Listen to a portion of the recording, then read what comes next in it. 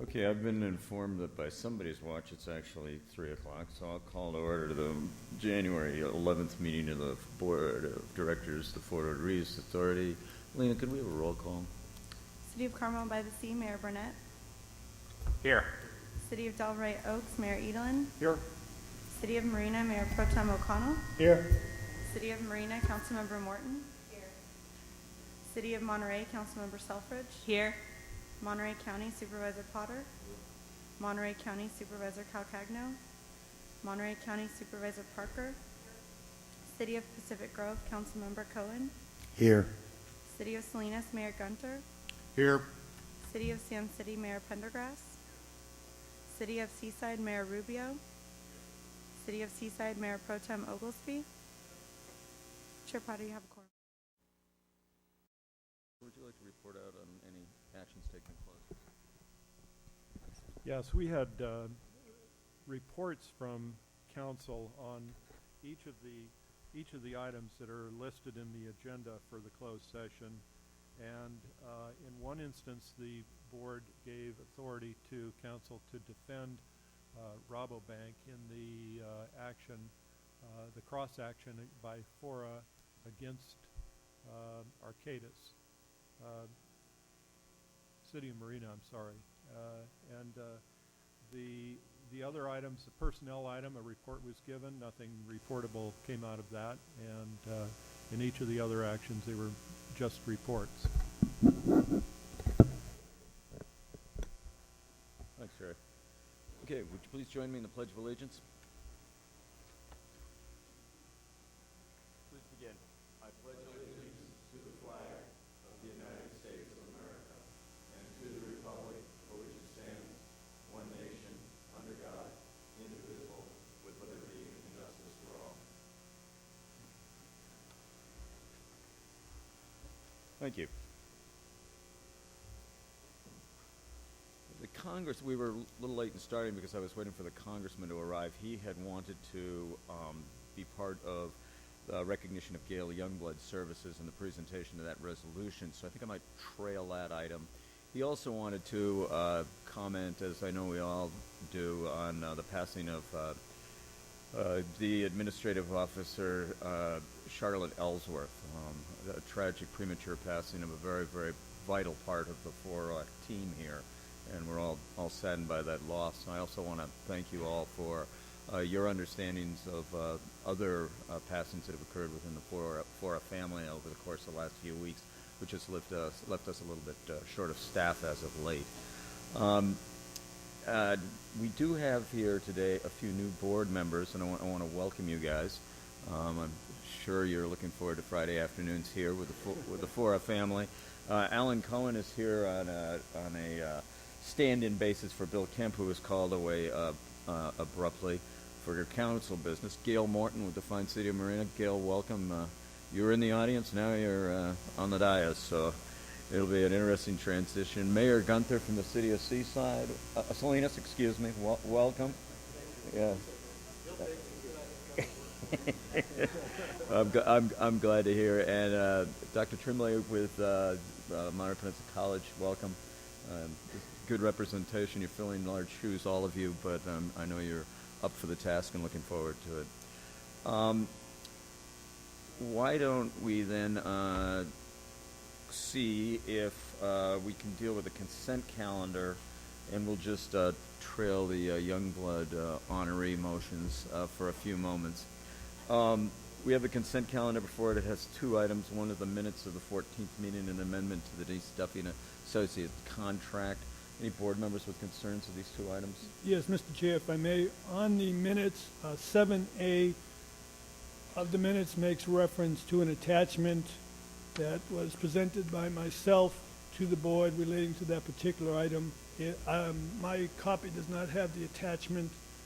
I'd move that, number one, we attach it, as well as the response from Attorney Bowden to that attachment, which his attachment would be December 14, 2012. Other than that, I would move that the minutes be approved.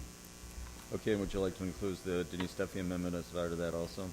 Balance the consent contract? Certainly. Okay, any other discussion about the accuracies of the minutes or the contract? Is there anybody in the public wishing to speak to this item? Okay, see no one. We have a motion. Do we have a second? Second.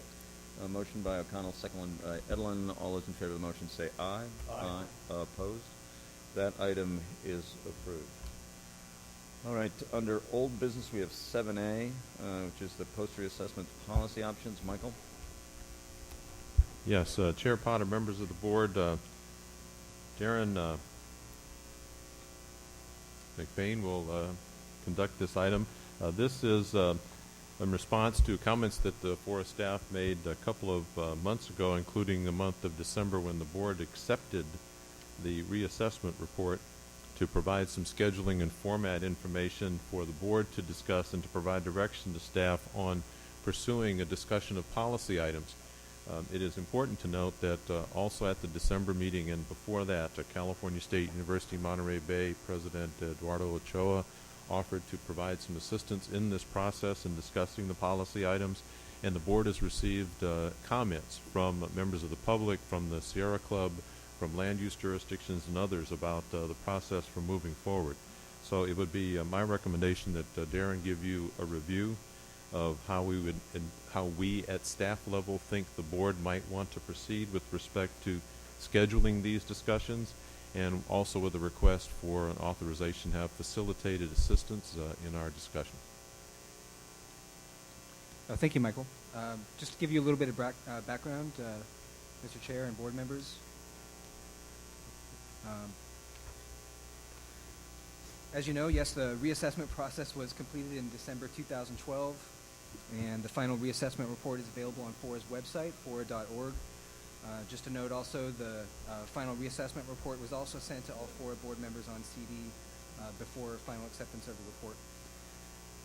The reassessment report broke its findings, if you will, down into 5 categories of identified base reuse plan, potential base reuse plan modifications, and procedural modifications. Those 5 categories, won't belabor too much, but they're up there on the screen in front of you, Roman numerals 1 through 5 there. All 5 categories of identified policy topics are also summarized in the current board report. That's attachment A, which is page 13 of your packet. As you'll see in the attachment, category 4 there, policy and program modifications, that's the area which deals with consideration of potential creation of new base reuse plan policies and programs to address current understandings and realities and changes that have occurred over the last 15 years since the base reuse plan was adopted in 1997. That's the area that has the highest number of topics and policy considerations. There are actually 39 of them there, and we often say here, we mentioned a couple times during the reassessment process, but it's probably worth stating again, the options that were identified in the reassessment report are not necessarily exhaustive, which is to say that board members or others might present other suggestions and ideas for policy topics relating to modifications to the base reuse plan, either in the near term or later on down the road as we move farther into the post-reassessment process.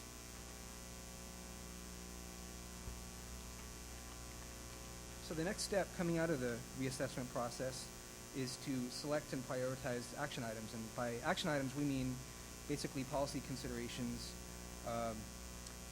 for the board's consideration.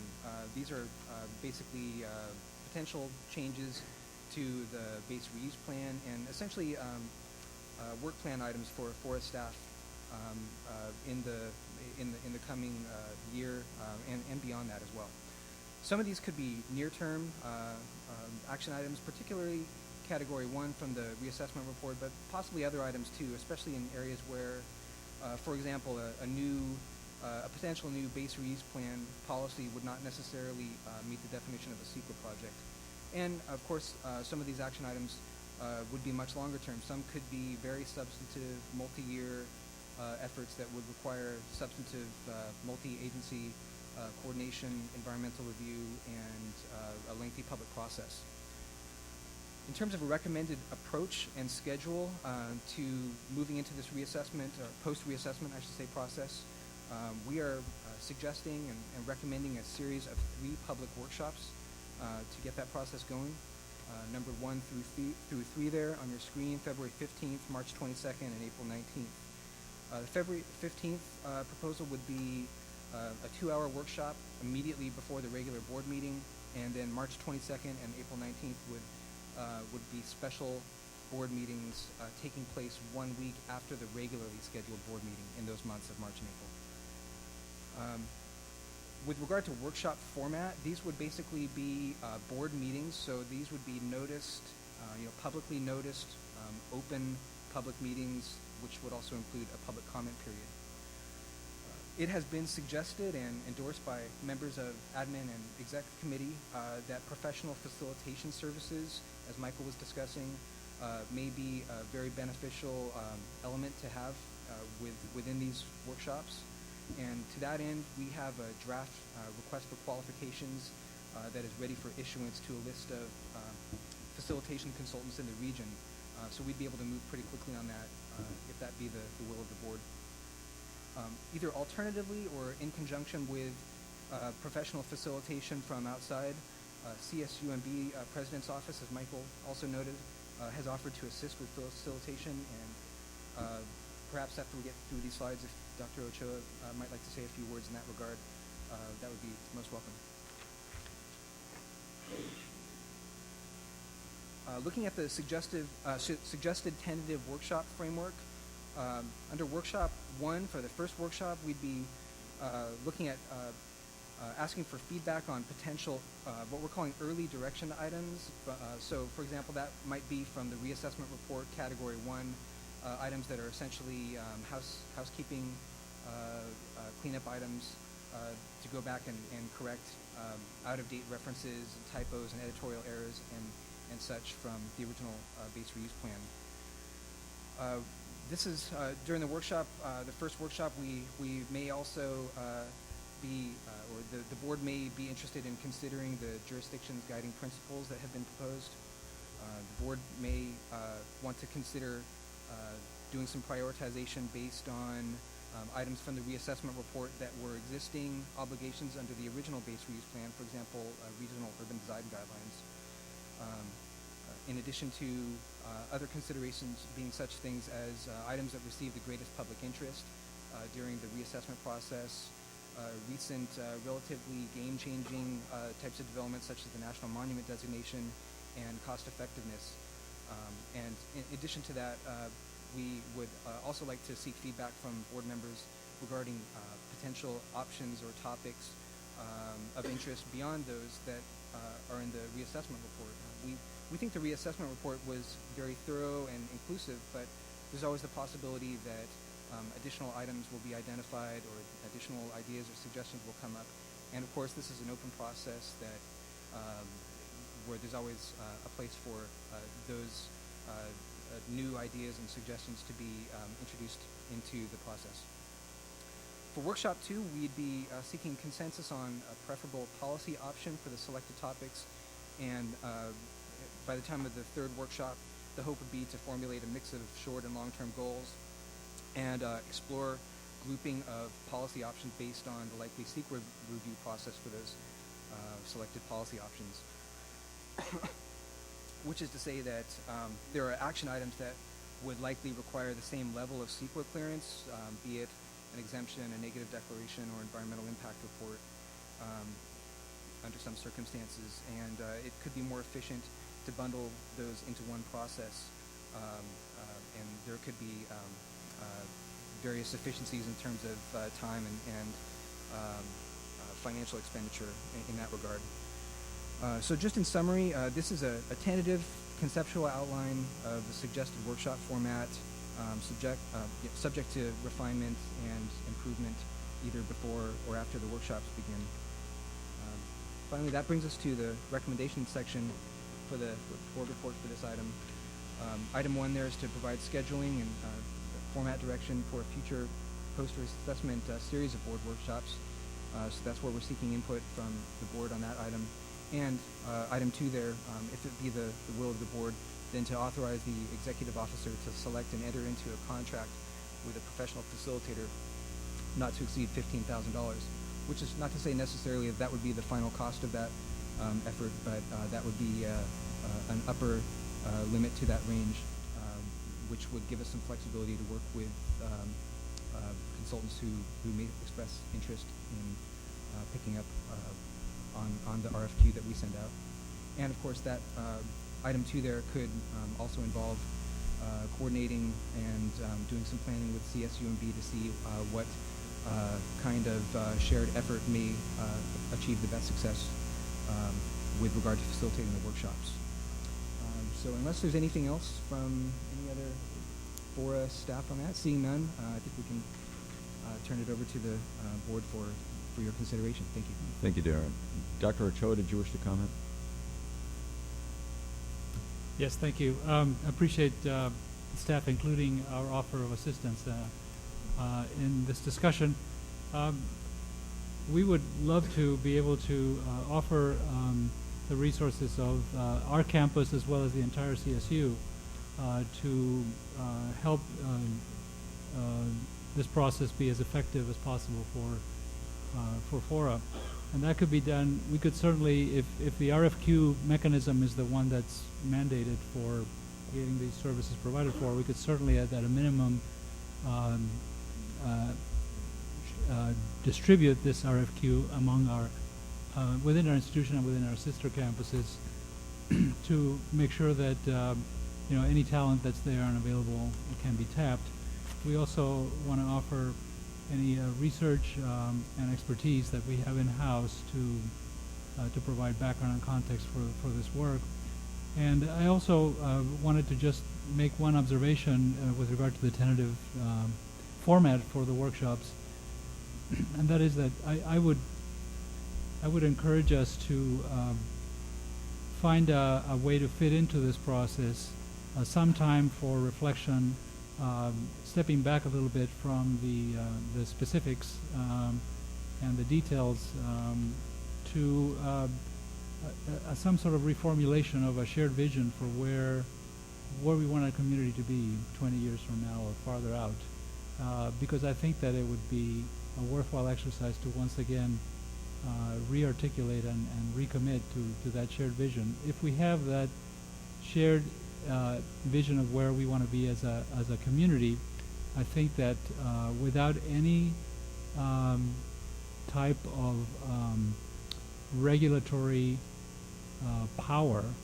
that vision can inform the decisions that are made in the respective municipalities and can help align our progress as a community. So I think it's a worthwhile exercise, even though it doesn't have any direct operational impact. And I think it would help ground a lot of the decisions that are made on a daily basis and as we move forward on the specifics. So I would encourage us to devote some space in that process to that exercise.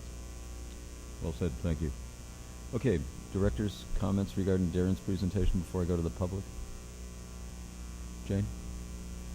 Thank you, Mr. Chair. And I want to express my appreciation for the staff really thinking through how to compress all of this work that we need to do into workshop form. I guess my initial, in the presentation, only one of the categories that was set out in the reassessment plan was actually referenced.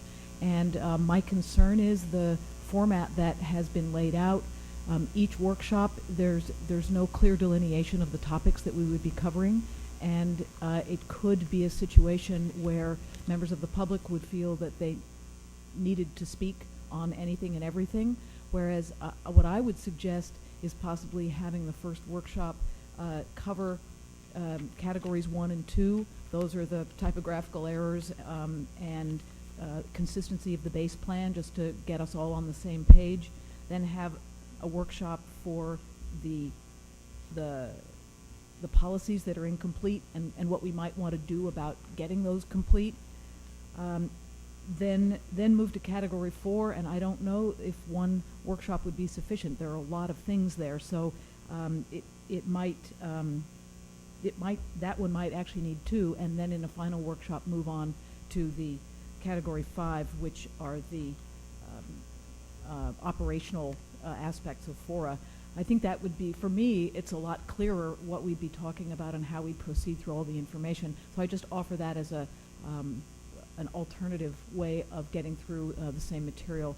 And I'm not sure where the shared vision would happen, but I think that I agree that would be a very important and valuable exercise for us to go through and to have that for us all to look to in whatever jurisdiction we are, in whatever setting. Thank you. Thank you. Gail? Yes, Gail Morton from Marina, but FORA Board paid a tremendous amount of money for the consulting team to look through a very extensive document to collect tremendous amounts of information from FORA, from the community, from the public. When I say community, each of our cities and our jurisdictions. And these experts organized it in a way that they felt was the best way for all of us to manage voluminous information. And they broke it down into 5 categories, which now all of us in the public, and I know I've changed from the public to sitting up here, but we have been working within that structure and being able to identify what is category 1, what's category 2. So the presentation by staff, while it may make sense internally, it doesn't make sense to me as a board member or me having been in the public where I have been following the EMC model of processing all this information. The other thing that Ms. Parker has said, which I think is true, so now when I'm getting ready for meeting 1, what am I supposed to read? The whole thing? Versus that I just need to focus on category 1, everything related to that, the comments, the scoping report related to that. It's going to take a tremendous amount of time of each of us as board members to process information because we're being asked now to do the action items of what's going to happen. So I agree that we should stick with a format that mirrors what EMC, how they've compiled this information for us in their report, and work through it that way and break it down that our meetings match those categories. Whether you do 1 and 2 in one meeting, 3, the third meeting is category 3. I don't know how much time for each, but I do think we need to follow that format. Thank you, Gail. Comments by others? Jerry? I think what we see here is a skeletal framework as far as a general course of action that we want to take a look at and approve from a helicopter approach. And then before the first meeting, we'll have the FORA staff, I'm sure, be working very, very hard to go into great detail as far as providing the information, telling us what we're going to be discussing, the issues we're going to be going through, and so forth in detail. So, I mean, we're not just going to be going into these workshops with these 2 pieces of paper. We're going to get a lot of information, and I'm sure the FORA staff will go through and do a good job. So we'll have an idea of what we're going to be discussing, doing our background, the references, and the background materials, so we'll be prepared to discuss in detail and come up with some conclusions. And before I even acknowledge you here, Tom, I owe you an apology for not welcoming you back to the board. So Not a problem. Welcome back, the much esteemed Tom Moore from Marina Coast Water District. Thank you very much. This is really just an administrative comment. I would strongly urge the board to consider doing these workshops in the 5 p.m. to 8 p.m. time frame. One of the side benefits, kind of following up on Director Morton's comment, is that would give all of us another 3 hours to prepare for these. But I'd also be willing to sweeten the offer a little bit, and I can't make this offer for the entire audience, but I'd be willing to kick in a few dollars for Subway sandwiches or something during that period of time. And there's something to be said for breaking bread together and, having that make us all sing Kumbaya. Thank you, Tom. Okay, anybody else on the board before I go out to the public? Nancy? Yes, I appreciate the shared vision idea. I also would like to see that the staff include that somewhere in one of our workshops. Okay, anybody else? Okay, are there members of the public wishing to speak to this item? If so, please come forward, state your name for the record. 3-minute limitation on that testimony.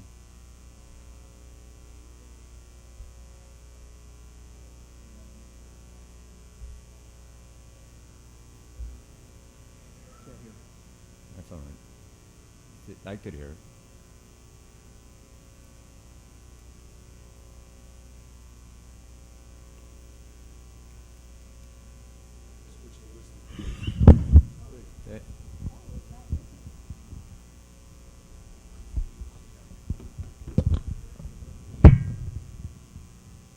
I just think it's important if we're representing the public, Levon Stone, FORA and Environmental Justice, to know who's sitting at the table and where you are, where you're from. Thank you. Okay, we did a roll call earlier. Okay, is there anybody else in the public wishing to speak today?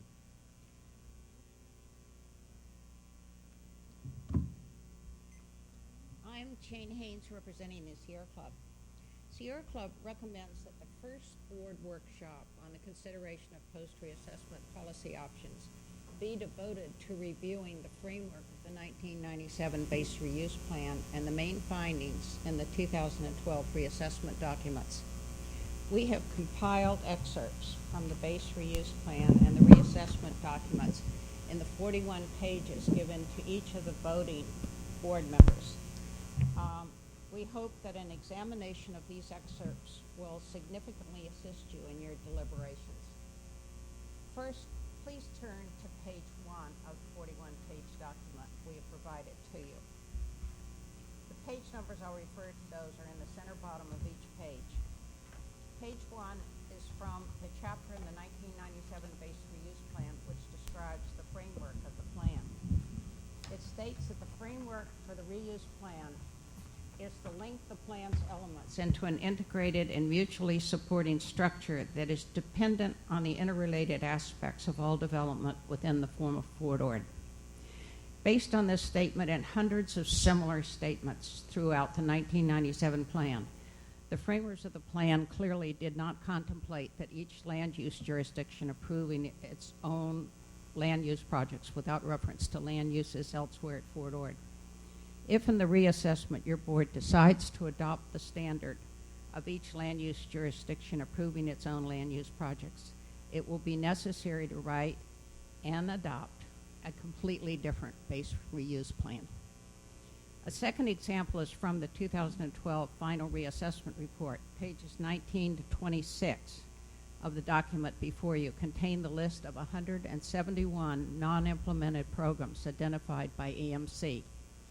Marina has not implemented 47 of these programs, Seaside 43, Monterey County 73, Delray Oaks 2, and FORA 6. Sierra Club has entered a W next to each of the groundwater programs that have not been implemented. A third example is from the 2012 market study summary on pages 26 to 41. EPS recommends on pages 30, 33, 39, and 41 that future capital improvement projects not be implemented until they are needed. These 41 pages provide basic information that should be the basis of your board's consideration of post-reassessment policy options. Sierra Club requests that such a review be the first item on your workshop agenda. Thank you, Jane. Is there anybody else wishing to speak?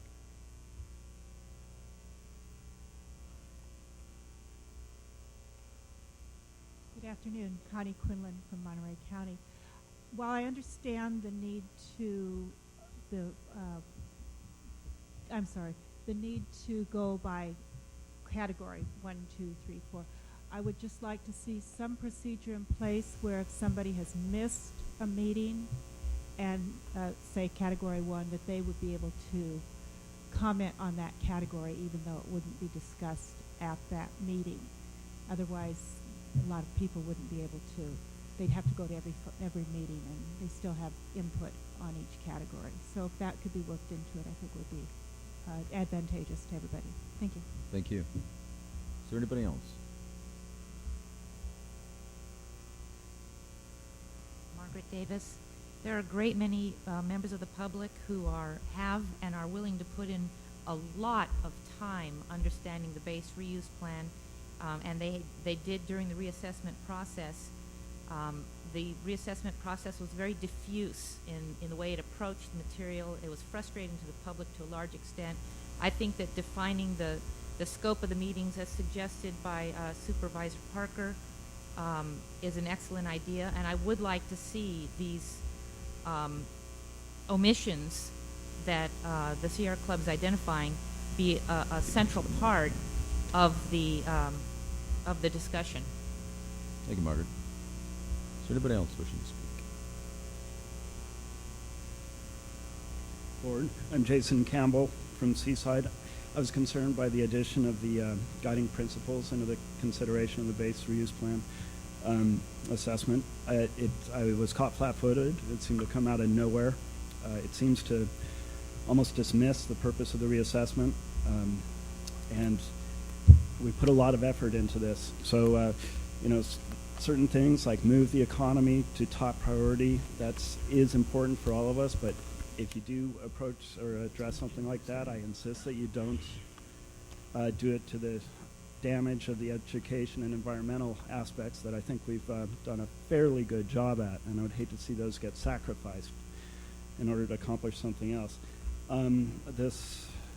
Number 3, accomplishing remaining tasks under BRP. That seems to completely dismiss the realities of today. And I've read this quote by Ayn Rand. I'm not a big fan of hers, but I've read her books, and it says, you can avoid reality, but you cannot avoid the consequences of avoiding reality.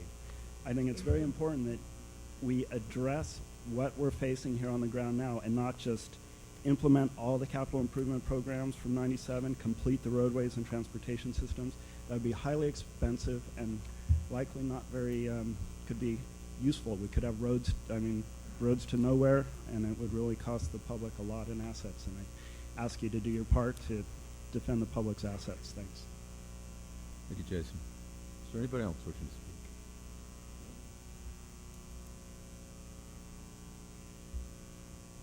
Good afternoon. Grant Ishioka from Wayland, Massachusetts, from a long way away, but I'd like to express my strongest support for the shared vision plan, for without it, I believe we run the risk of becoming one nation under God, divisible with liberty and justice for some. Thank you. Thank you. Is there anybody else wishing to speak today?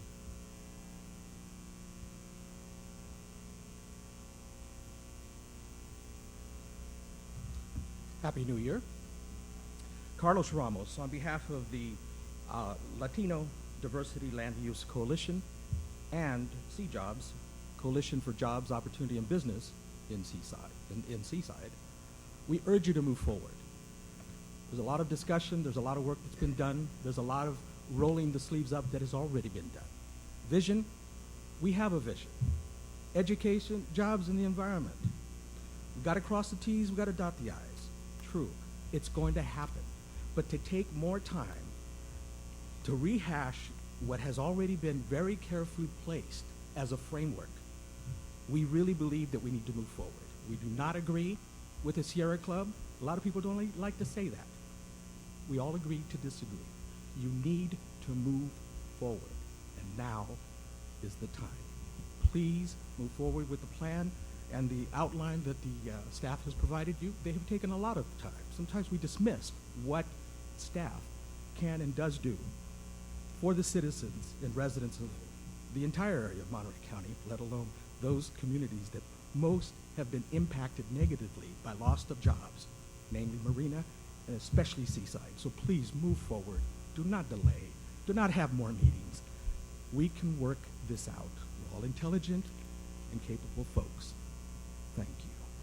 Thank you, Carlos. Is there anybody else wishing to speak today? Yvonne Stone, FORA Environmental Justice. I won't speak on the topic. I have a presentation representing the community that I will be making today with some of the staff from the FORA board. So I'll speak at that time. Thank you. Thank you. Anybody else? Okay. Jack Stewart, citizen of Marina. I've been involved in this process for many years because the Fort Ord Reuse Authority was once stationed in my office, Military and Veterans Affairs office, causing me much grief, telephone calls, etc. At that time, they had an excellent group. They fought, they turned off the air conditioning to make sure they got things done in a timely manner. And General Moore, under his leadership, had a solid plan in place, and it was approved. And then another group came in, and they rehashed the same information, and they tweaked it somewhat. What we're doing, folks, is we're re-chewing the same piece of cabbage over and over and over again. There's no taste in it anymore. Plain and simple. We've accomplished our educational goals. That was one of our major goals.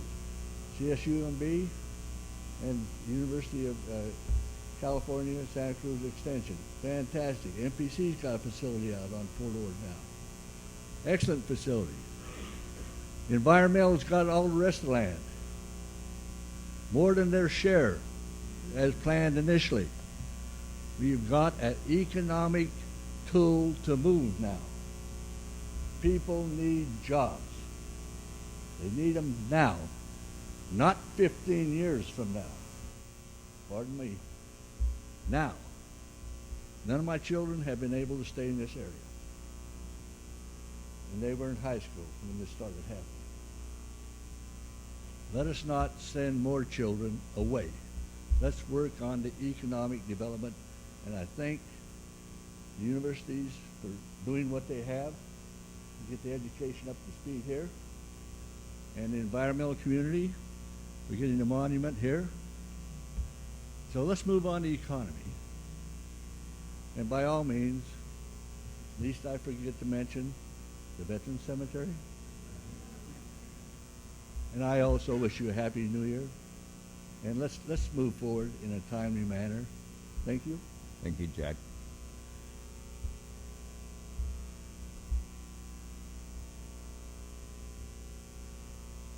My name's Rick Schaefer from Monterey County, and I hope the board would take and utilize Dr. Ochoa's recommendations and the expertise that the college could provide.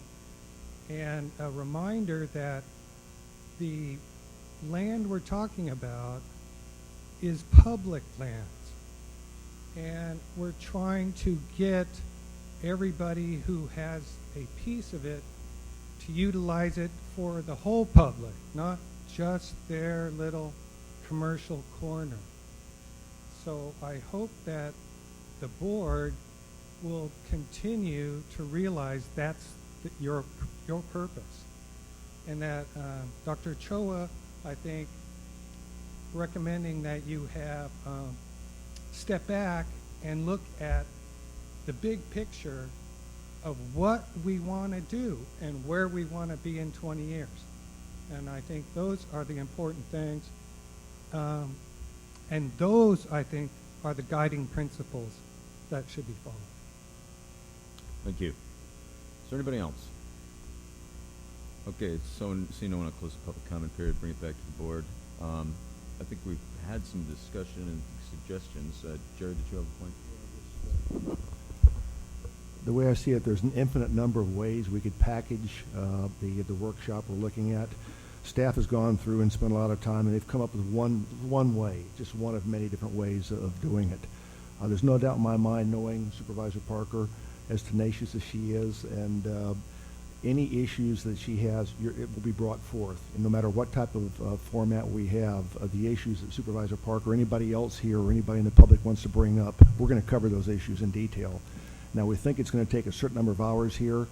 I think we may be smoking some wacky tobacco thinking we're going to get done that short period of time. It's going to take a lot longer, and I think after the first meeting we get together, we'll have a much better idea of how long it's going to take and how much detail we want to go. So I see this as one way of getting to the end, and to save some time, I'd like to go ahead and move that the board adopt the schedule for the future post-reassessment board workshops as briefed, and that we authorize the executive director to select and enter into the contract with a professional facilitator for 3 workshops, not to exceed $15,000. Of course, we can revisit that after the workshops start. Okay, we have a motion. Do we have a second? Okay, we have a motion. Michael, there's been quite a bit of discussion about direction. Now, I don't see it as being terribly inconsistent with where we were headed. Could you see if you can incorporate some of the questions or suggestions that have been made, especially those by Supervisor Parker and Youngblood? I mean, Morton. Yeah, I still want to get to the Youngblood resolution. I think we can incorporate those into what staff was recommending. I think is very similar to what we thought was the right approach. I think Supervisor Parker's recommendation, I think certainly the board after the first session, we can, should have the flexibility to make adjustments if we find after the first session that the following two sessions ought to have some adjustments. I think we can do that when the scope of services with the facilitator, and since it's the board's schedule, I think we can modify if we have to. But I think the combination of the idea of how do we understand where we want to be in 20 years and how do we deal with items 1 and 2 might be the very first things we could talk about. I think that seems reasonable for the board to move in that direction. Jane? Thank you, Mr. Chair.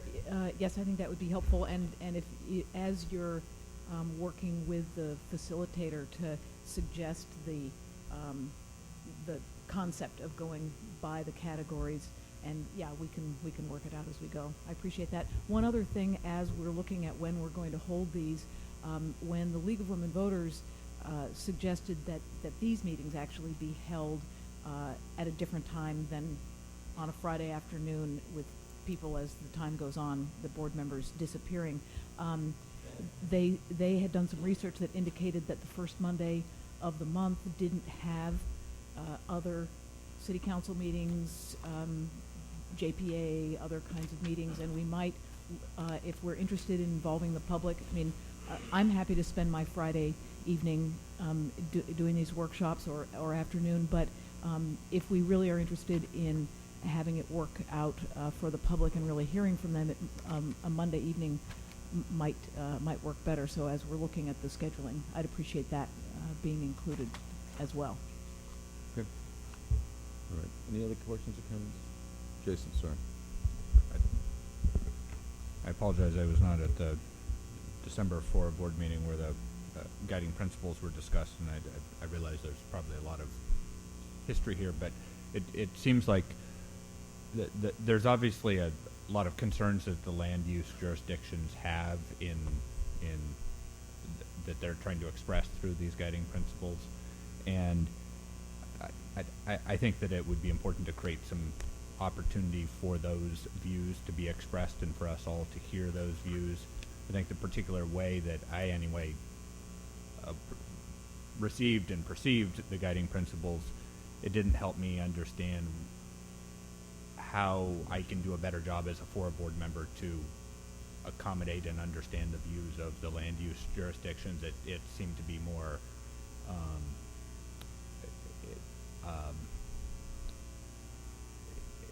it didn't enable me to I think advance my abilities as a FORA board member.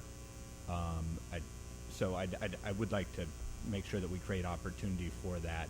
I think it's broadly recognized the particulars of those principles are not consistent with state law, but I think that we can, at least certain elements of them.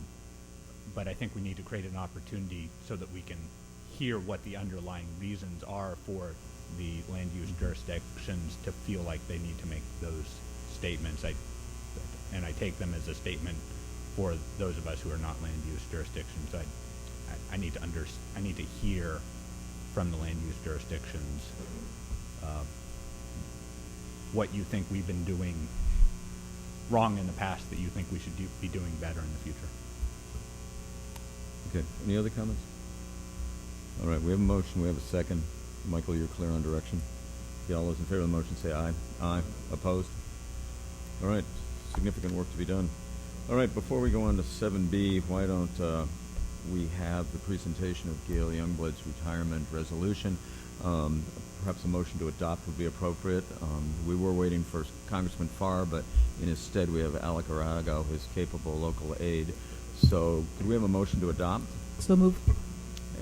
And a second. All those in favor say aye. Aye. Aye. Opposed?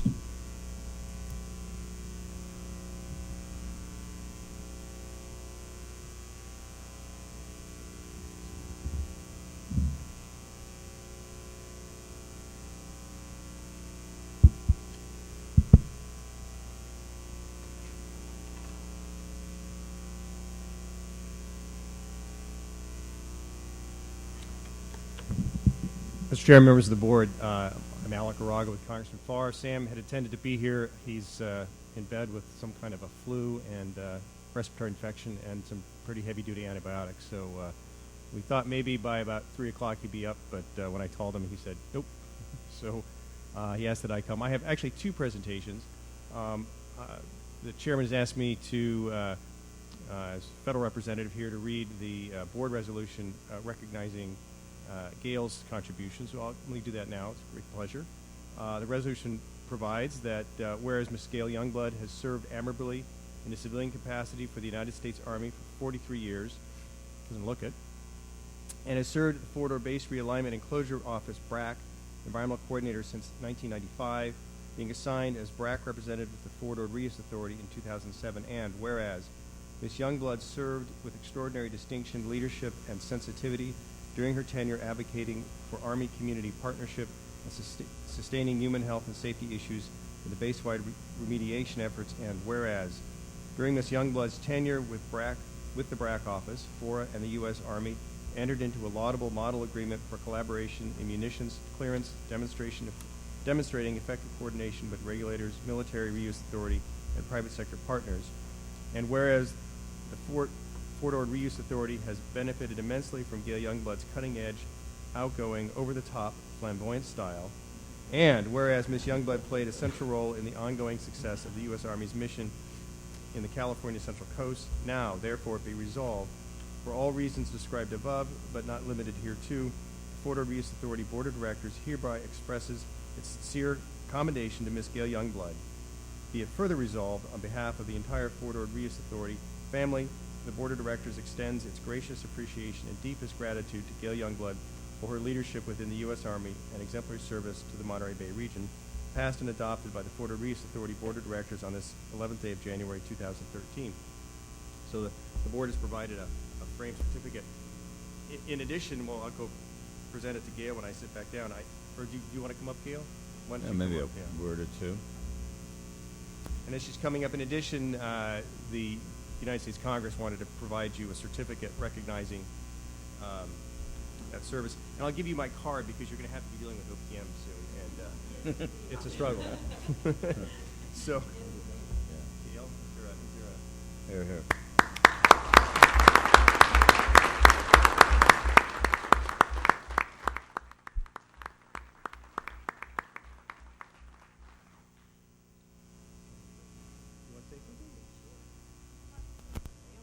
I want to thank the board for the opportunity to sit here and watch closely how local government operates.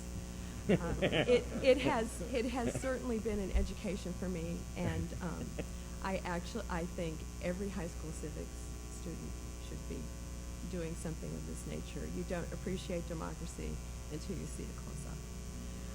I also want to thank Michael and the FORA staff. They do a great job. You couldn't ask for better people. I especially want to thank Stan Cook and Laura Vidari. I've worked really closely with them through the ESCO program over the last 5 years. Really great folks. I feel privileged to have worked with you guys. And I'll be a private citizen out there in Marina. If I can ever be of help to the Reuse Authority, give me a call. And I'll be glad to help you in any way that I can. Thank you again. Thank you, Gail.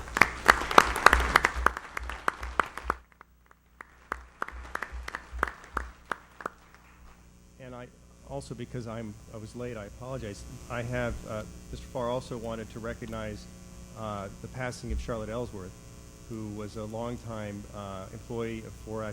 I understand Michael made an announcement earlier today. For those of us who are late, Charlotte passed away just before Christmas. And Mr. Farr wanted to recognize that and entered into the congressional record a little statement recognizing Charlotte's service. I won't read the whole thing. It sort of recounts some of Charlotte's background. I understand her husband Ken is here. Oh, so I'm sorry, are you Ken?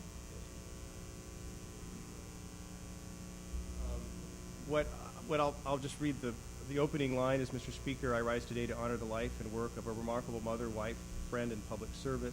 Talk about Charlotte's work, both mostly as a member of the community, both here in her community and church and at FORA, and then conclude with, Mr. Speaker, I know I speak for the whole House in extending our condolences to Charlotte Ellsworth's family, friends, and colleagues, The loss of such a remarkable person is particularly painful.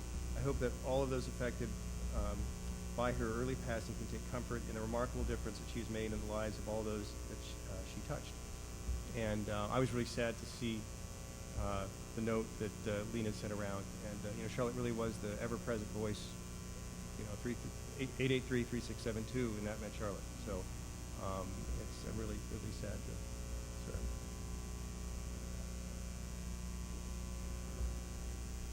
Thank you, Alec, and make sure you thank the congressman. He did call me personally and say he was very upset, as we all were, and did send his deepest love and sympathies to your family, as we do. Thank you, Ken. You're a lucky man.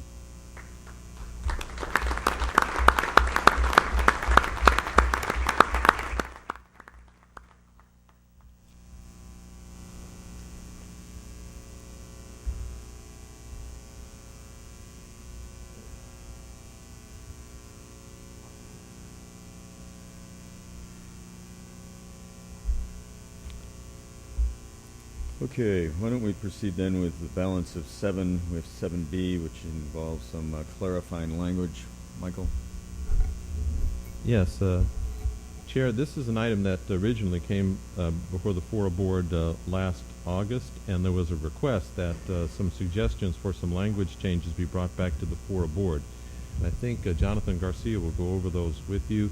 It includes consider making some adjustments to both the adopting resolution and to the implementation agreement amendment.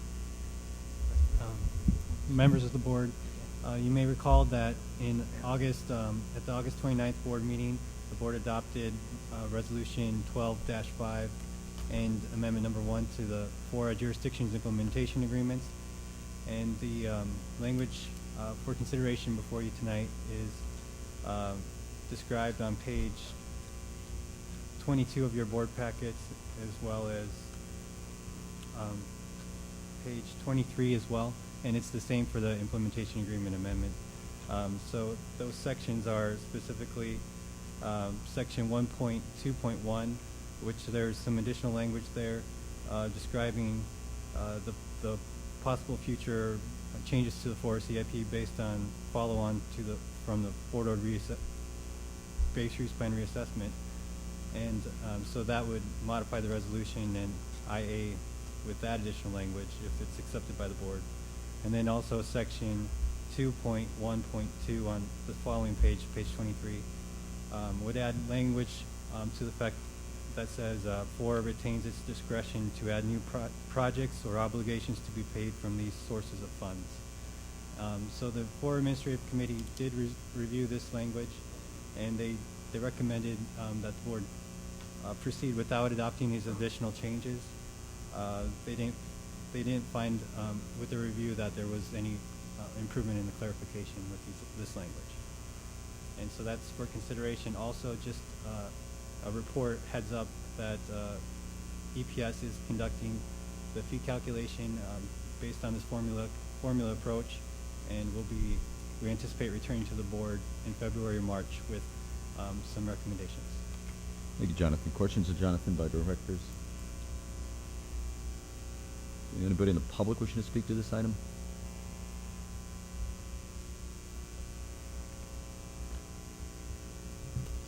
Hello again, I'm Jason Campbell, a resident of Seaside. I think this resolution has to do with, adding consistency to developers' fees. I think that translates into consistent profits for the developers. I've heard many times that FORA should and needs to stick to the base reuse plan and previous decisions, because consistency is so important here. Stick to the plan has been the mantra, especially from what we just heard with the guiding principles before us. But now, not surprisingly, when it comes to effectively reducing developers' fees, we see flexibility from the board. And just from the resolution itself, it says, FORA and its member jurisdictions have 12 years of experience. I think you guys should put that to use. I really do. And other stakeholders recognize, given inherent uncertainties prevalent in base reuse projects. Again, you recognize that things change, and I can't emphasize enough that you should apply those ideas consistently. I'm afraid these blatant inconsistencies do damage to the credibility of the board. Thank you. Thank you, Jason. Is there anybody else wishing to speak?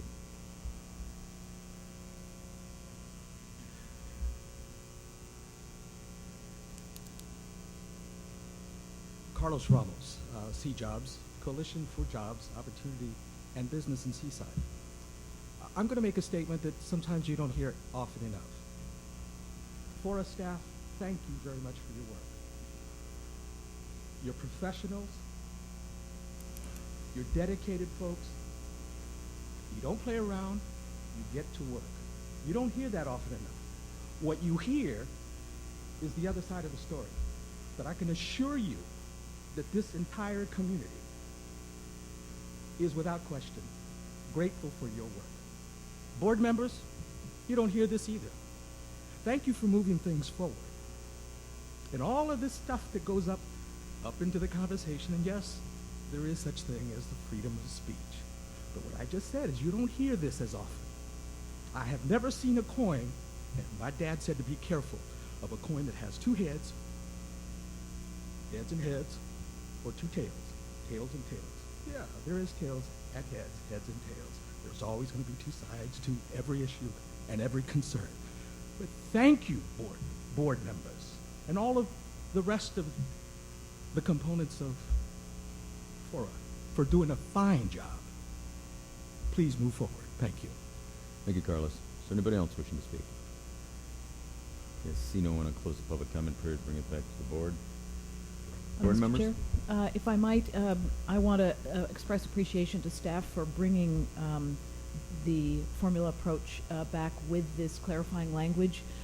When this passed in August, I guess it was, the board passed this saying that there would be, that adding language such as this would be a good idea, and that's why the staff went to the trouble to do this. I think what's important about it is that it makes explicit and puts into writing the what staff and the developers have said remains FORA's authority in terms of making decisions about our own budget and our own projects. Without this language in writing, to me, that really is put in question. For instance, without this clarifying language, the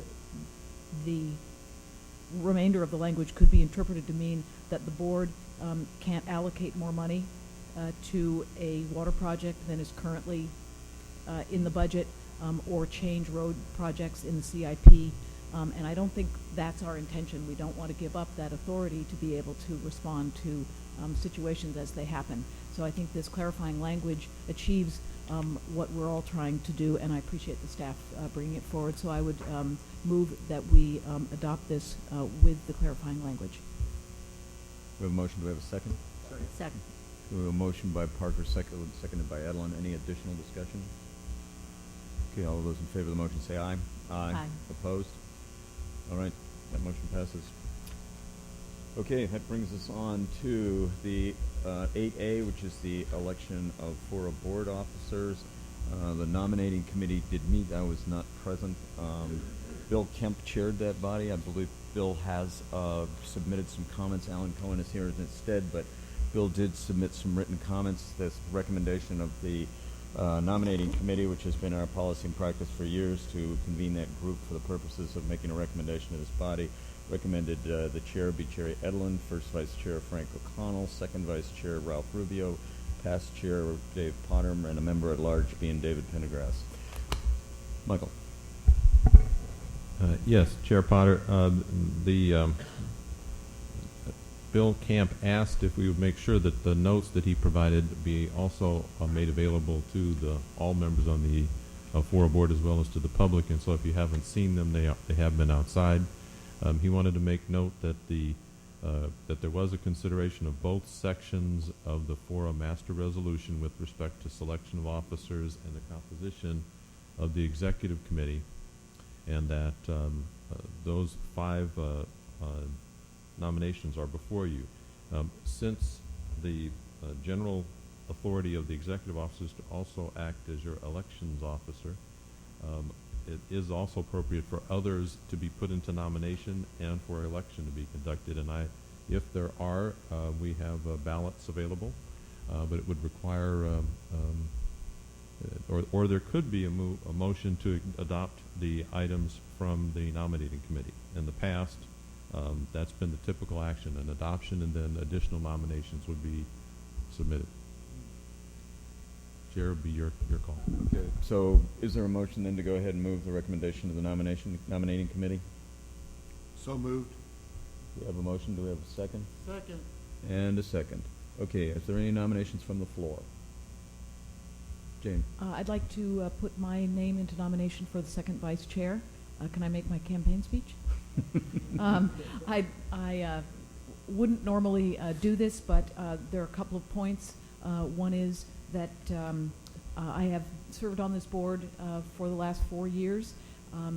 Fort Ord is entirely within my jurisdiction, and so I think playing a role on the executive committee would be highly appropriate. I also think that this is an opportunity for the FORA board to choose whether we are going to follow the principle of rotating leadership among board members or whether we're going to stick with a handful of the same people over and over again. And I think the whole taking turns idea is envisioned in the bylaws and is a good principle to follow. I would like to say that, well, I think that's my pitch. Thank you. Thank you, Jane. So there is a nomination. Is there a second to that nomination? Second. Okay, we have a second by O'Connell. Frank, did you want to speak to that before I call that question? No, I am the one who did nominate her during the nomination committee meeting. Thank you. I strongly support Supervisor Parker for this position. Thank you. Okay. So we will then call for the election of that position, which is the second vice chair position. Is there any other discussion on this topic? Ralph? I guess I'll make my campaign speech then. I know that there's a variety of talent on this board, and anybody in this board could serve on these positions and serve well. But the county is already represented on the executive committee. Seaside is the second largest city in this county, and the largest city on the former Fort Ord. And we've experienced a lot of trauma from the closing of the fort, but we're making our comeback, and we have the honor of having CSUMB within our jurisdictional boundaries. We also have been impacted the most by the loss of jobs and the loss of population, the loss of services, and so on and so on. And I think it's appropriate, very appropriate, for the mayor of Seaside to sit on the executive committee, not taking anything away from Supervisor Parker and her role, but the county is already represented on the executive committee. Thank you. Okay, so the process calls for the actual circulation of ballots. The ballots will be filled out. They'll be turned in and counted while it's ongoing. If anybody wanted to make another comment, we're welcome to, but I believe Lena has them almost filled out, or does Michael has.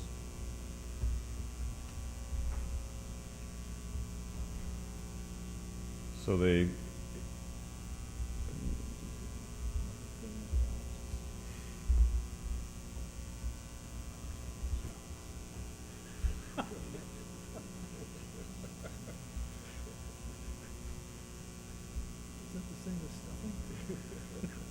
All right, so as you receive the ballot, you would write in the name of either Rubio or Parker, and then Lena will collect them. Hey, through the chair. Yeah. Before we start collecting the ballots, we need a ballot count first. We need to know how many people are authorized to vote first. Well, Well, we need the. I was only going to let that authorized people vote. We need the number. We need the number before you collect the ballots. So how many we expect to receive? I know how many members there are.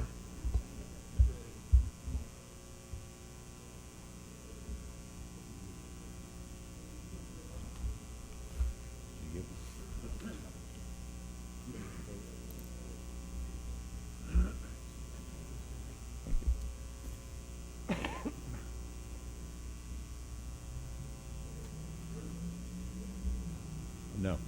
Historic, we haven't.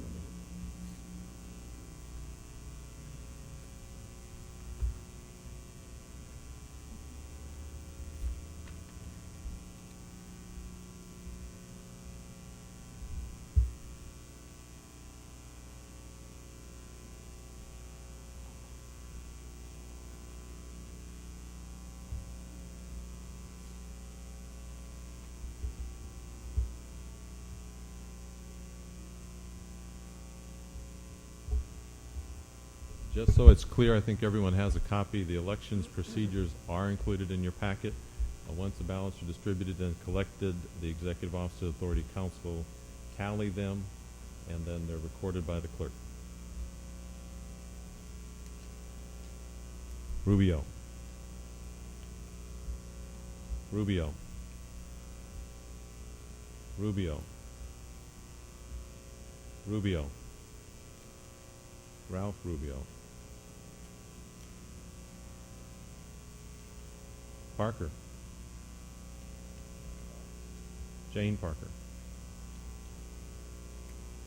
Parker. Parker.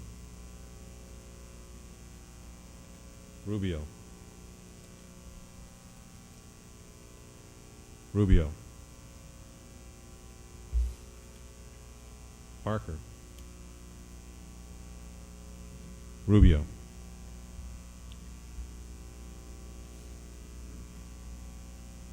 Eight members voting for Ralph Rubio, 5 for Parker. That adds up to 13.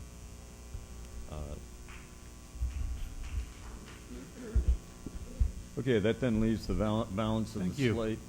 As I said earlier, the chair, Jerry Edelin, first vice chair, Frank O'Connell, past chair, Potter, member at large, Pendergrass. Is there a motion to approve that slate? And a second. Do we already have a motion? Yeah, we I already think I already have a motion, yeah. Okay. And are there any other nominations? Gail? Yes.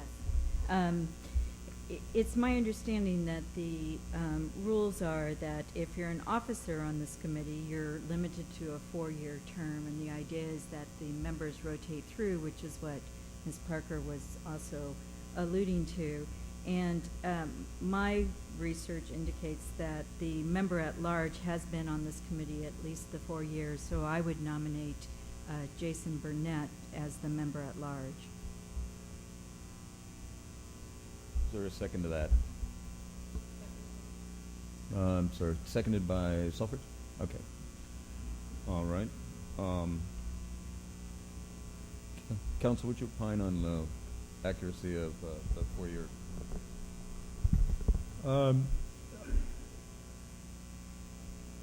That's a policy. It's not a rule. I'd have to see the master resolution. I did some research on this earlier, and I didn't commit this section to memory, so I don't remember exactly how I concluded, but or I do remember what I concluded, but I don't remember exactly how I got there. Let me look at this. Through the chair. Oh, go ahead, Jason. Jason? I was previously approached as to whether I'd be interested in this, and I considered that I appreciate the nomination and the second and the consideration. I looked at it in terms of my own time commitment, in terms of what I'm taking on, and I'm not putting forward my name. If the board asks me to serve, I will certainly serve, but this is not coming from me. I just want to make that clear. Yeah, thank you. Through the chair, so while the council is doing this research, I think he's reached his decision. He's remembered Okay, his train of thought, I think. well, I don't agree with the premise at all about the 4 years, so. All right, duly noted. Well, neither do I. Section 2.01.040 says, the authority's officers, and the operative word is officers, will be elected from the board and will serve a term of 1 year and may be re-elected for no more than one consecutive and additional term of office.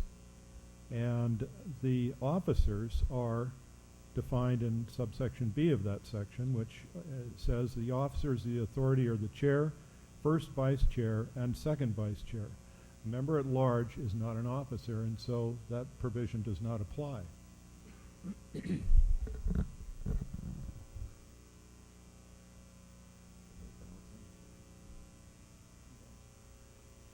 Okay, we will go through the circulation of ballots process again. Unless you're not going to serve. If elected, I will not serve. I've heard that somewhere in history.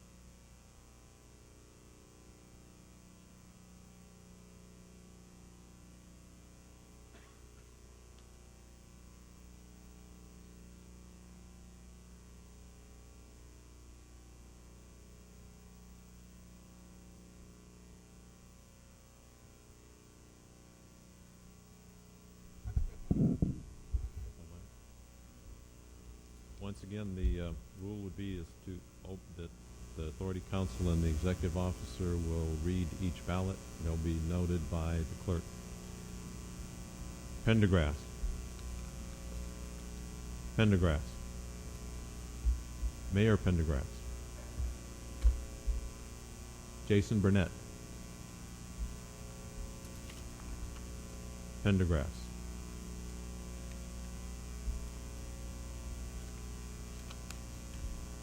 Burnett. Pendergrass. Jason Burnett. Burnett. Pendergrass. Pendergrass. Pendergrass. Jason Burnett.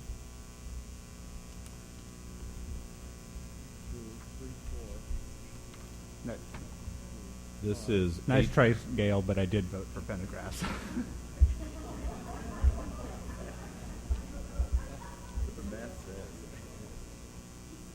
Mayor Pendergrass has 8 votes. Mayor Burnett has 5. So once again, shall we attempt the balance of the nominating committee recommendation? It leaves then the chair position, the first vice chair position, and the past chair position. Are there any suggestions on that for nominations from the floor? Move approval. But we can do it again. It feels good. All those in favor say aye. Aye. Opposed. And that is the end of the reign of terror, and I will pass the gavel over to my left with great glee and delight. I understand the Monterey Herald has a ceremony after this, a reception and so forth. Dartboard with my head on it. I would like to say I'd like to thank the board for their support. I'll try and be as fair as I possibly can and let everybody have their say.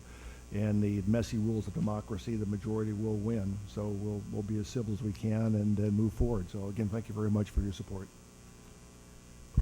Okay, the next item on the agenda is the Veterans Issues Ad Hoc Task Force. Michael, you have a briefing on that, I believe. Yes, Chair Edelin, members of the board, this is an item that was discussed in the past by the board. We've had 2 presentations and requests by the United Veterans Council about representation. The executive committee reviewed this and suggested that a one-year appointment of a Veterans Issues Ad Hoc Task Force be established, and we have crafted a Veterans Issues Ad Hoc Task Force charge to generally give the board members an idea of what we thought the scope of the Veterans Issues Ad Hoc Task Force would be. I think a couple of you have received letters suggesting that this needs to be a Brown Act committee, and all the committees that are appointed by the board when they are Brown Act will be operated as Brown Act regardless of the question of whether it is or not. This will be a noticed series of meetings. It'll be a meeting that'll be open to the public. It'll be a public meeting, and so therefore I thought I'd mention that, Chair Edelin, so that that issue would be addressed to me. And I do think that the executive committee recommended strongly that the board concur in establishing this task force. Thank you very much, Michael. If I could just ask a little bit out of line, any other veterans on this board besides Ian Oglesby and myself, and besides Colonel Clark, obviously? Tom Moore, you're a veteran also. Thank you. And okay, Alan, but you're an alternate right now. Okay, and Joe. Oh, Joe. Okay, we'll be speaking. Okay. Okay, thank you. Any comments, questions by board members with regard to this item? Out to the public, any comments by members of the public, please, sir. Hi, my name is Sid Williams. I'm here representing the United Veterans Council, and we're the organization that initiated this little maneuver. I would like to thank the board and the executive committee for bringing it to the board. We think this is something that's long overdue. There are several major issues, some outlined in your staff report, some not. So certainly I would hope that the task force would be able to look at other than those two items as they appear. We certainly recommend, as your staff report indicates, that we bring the active duty population in, as they are, first of all, going to be very important in the use of the new clinic that's going to be developed out at the former Fort Ord. And secondly, because they're active duty service members now, which means they're going to be veterans later and not have a little say in what's going to happen there. The veterans community, not active duty, but us other veterans, would like to have our participation for your consideration as the president of the UVC, the chairperson of the County Commission for Veterans Affairs, and the Veteran Service Officer for the county. And so I hope you can see your way to make those positions available to the veterans community, and thank you again for your consideration. I urge your support. Thank you, sir. Any other members of the public wish to comment on this item?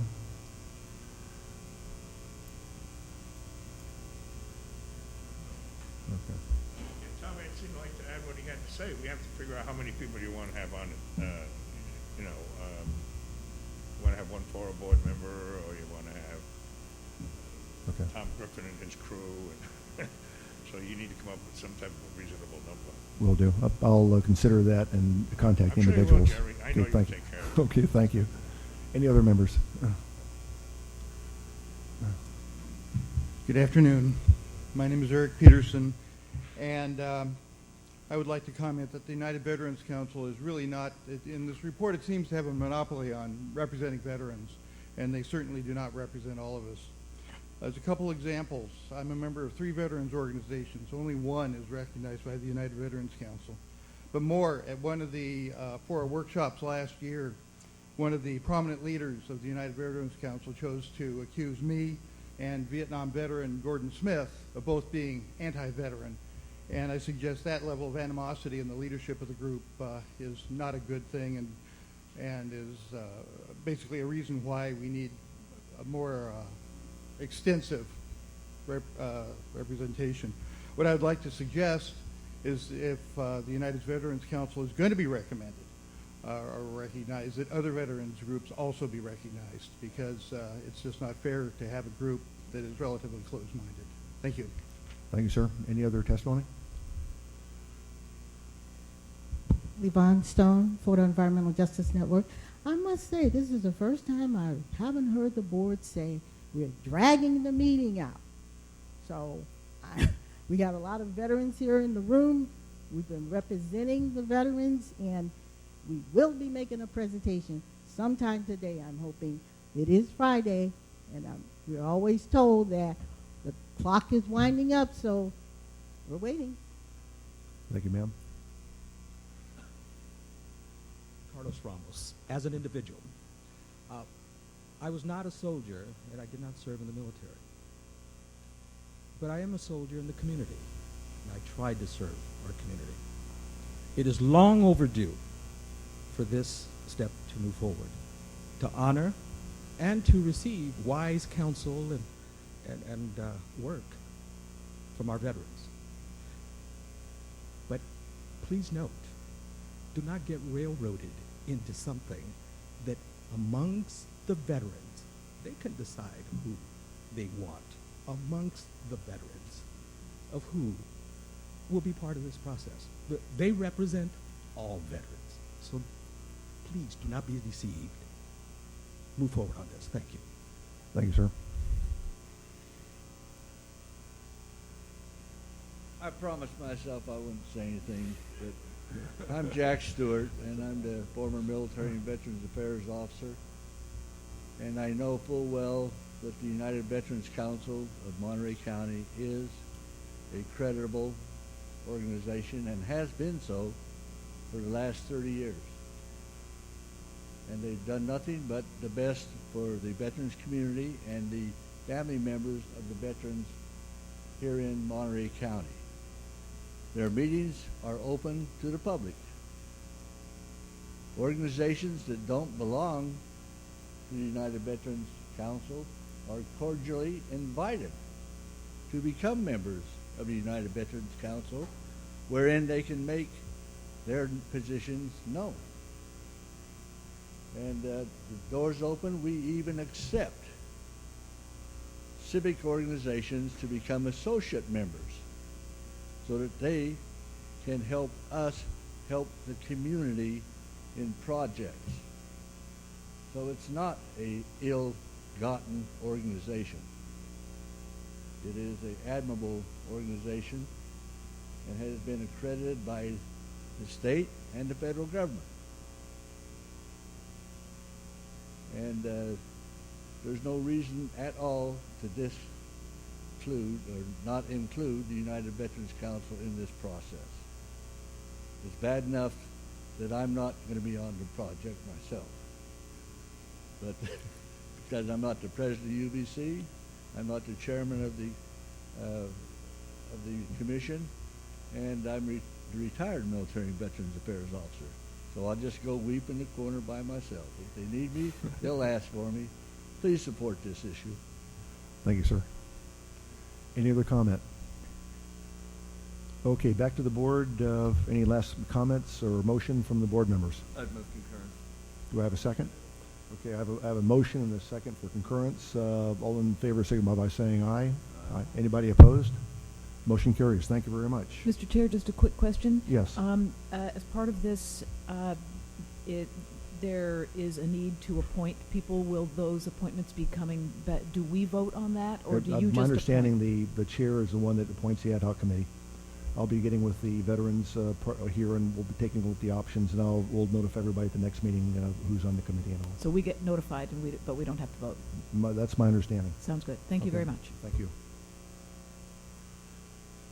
Okay, the next item is for the presentation. The presentation we've been waiting for about a year on local business employment. It'll be Michael Hulamard and Yvonne Stone. I'm sorry.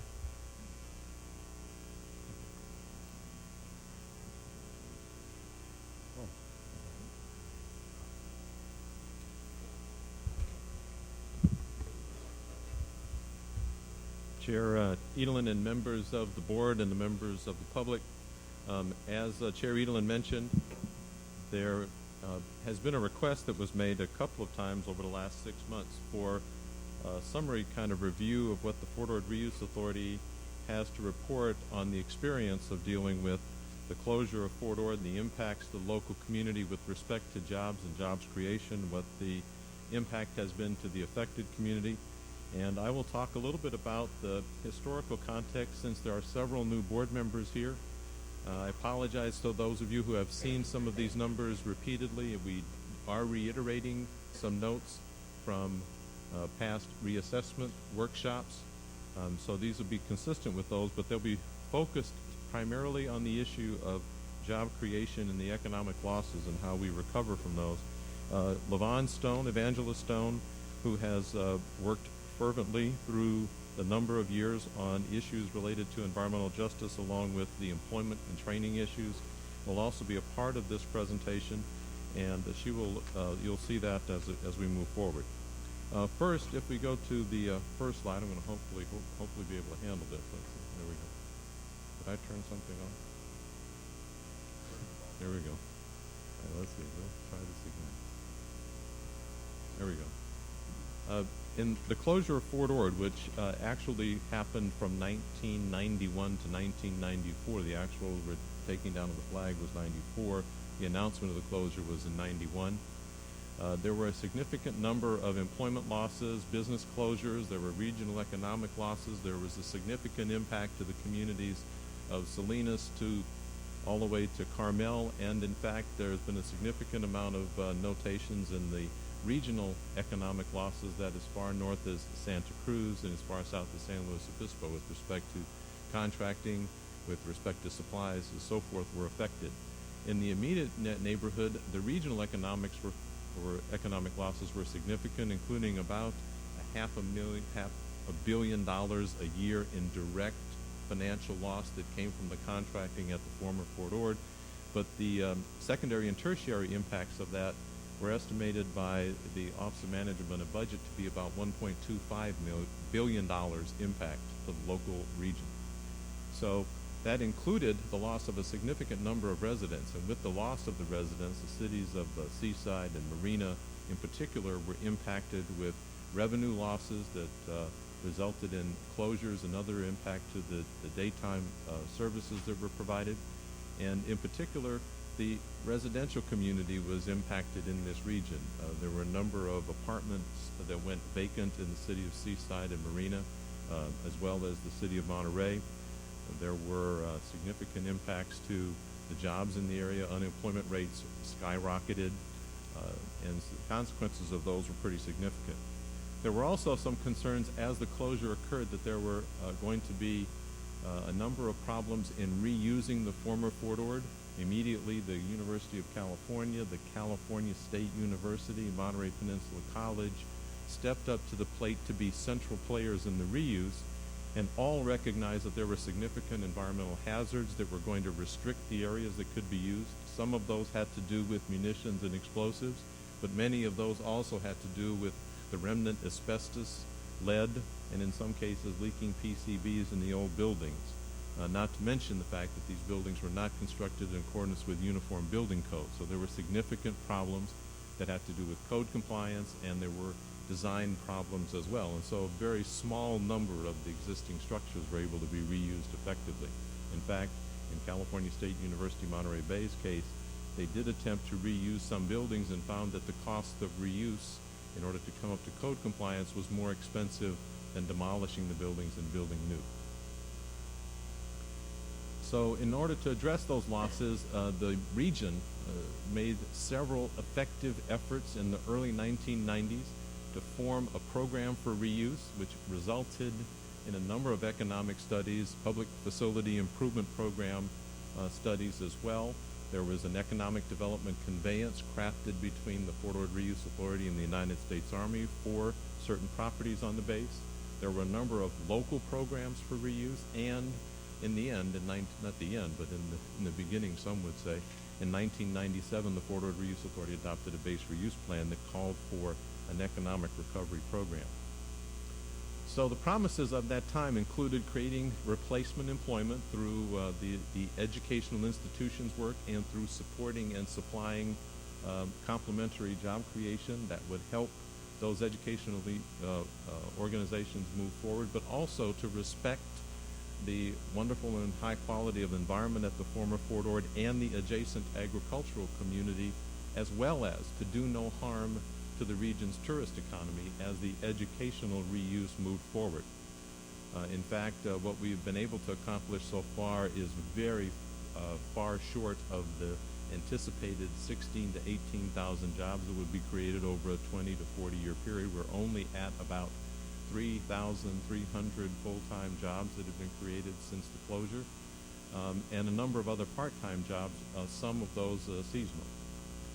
The Fort Ord Reuse Authority entered into an environmental services cooperative agreement that also has been prioritizing local hiring whenever possible, and we also have been very successful in releasing contracts to local contractors.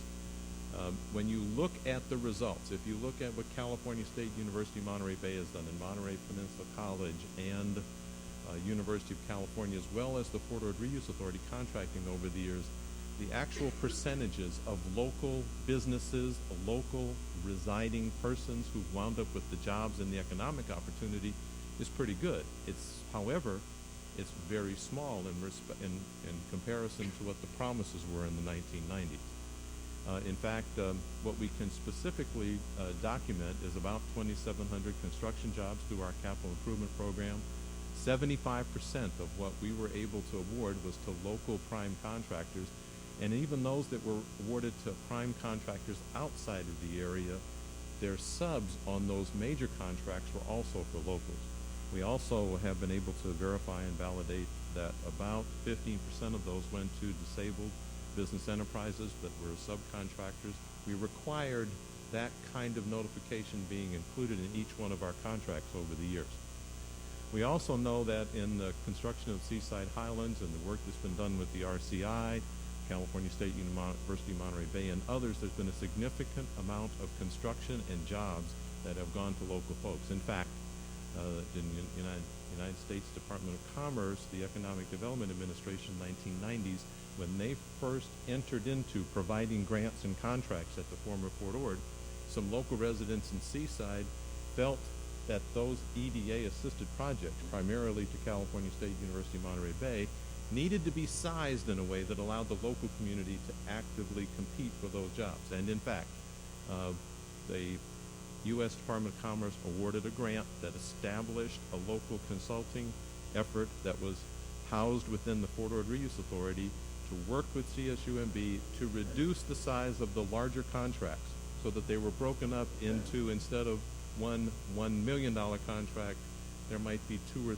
$300,000 or $400,000 contracts, so that local competitive contractors would be able to bid. And the early part of that program, from 1996, 95, 96 through 2002, was very successful, and CSUMB would, I don't know if President Ochoa would like to comment, but CSUMB was very effective in getting contracting to local contractors during that time period. So that's just a little bit of what the opportunities were and where they might occur. The economic benefit to the region is still wanting. We still have a number of things that need to be done with respect to completing the job creation activities. They were primarily expected to come through the University of California's Monterey Bay Education, Science, and Technology Center, through the City of Marina's University Villages project, through the City of Seaside's Surplus 2 University Village projects, which are still waiting for market absorption to realize those job creation opportunities. And so we still have a way to go before those permanent jobs, which we had focused at one time, we hoped it would hire about 75%. We aren't able to get full information from all of the private sector companies about their success, but we know that they are primarily hiring local. The Dunes on Monterey Bay project, for example, as they've opened the commercial center here, while they're not required to or restricted to hire local, the evidence is that they are hiring local folks. If you go into the stores and you ask the folks where they live, I just did my own personal survey last week. 15 of the people I talked to at the Coles live in Marina or Seaside. So I know that these are local hires that are happening here at Fort Ord. Another item that's important with respect to the promises were that we would pay prevailing wage in our construction contracting in particular, but also in some of our rehab contracting where it was Fort Ord's own contractors or contractors doing the work. So the master resolution in section 3.03, you have that in front of you, talks about that. And there have been a number of questions about prevailing wage over the course of the last couple of years. And we suggest that the Fort Ord Reuse Authority should work with other labor organizations and developers in this region and conduct a seminar on how to handle prevailing wage requirements at the former Fort Ord to address these issues. So I'd like to stop right there. I will come back and talk a little more about what might be available within the program, but I think LaVon Stone has a presentation that she would like to do and load at this point. Jen, would you help with that?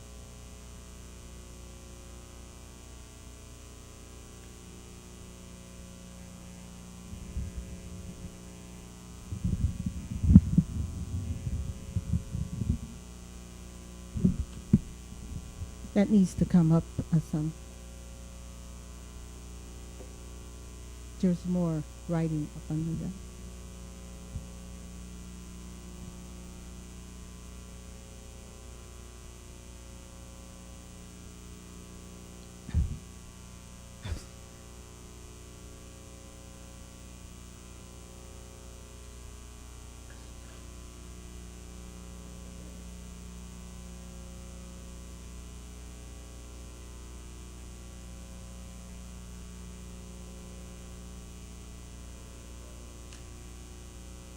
We can try that, but it's going to be harder to see.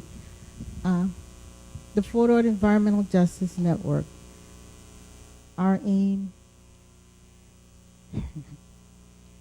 I'm the executive director. We have been in the forefront of community involvement, environmental health, economic justice, and this presentation is for today, okay? Next. You'll have to make that bigger if I'm going to read it, or I'm going to have to come to the screen.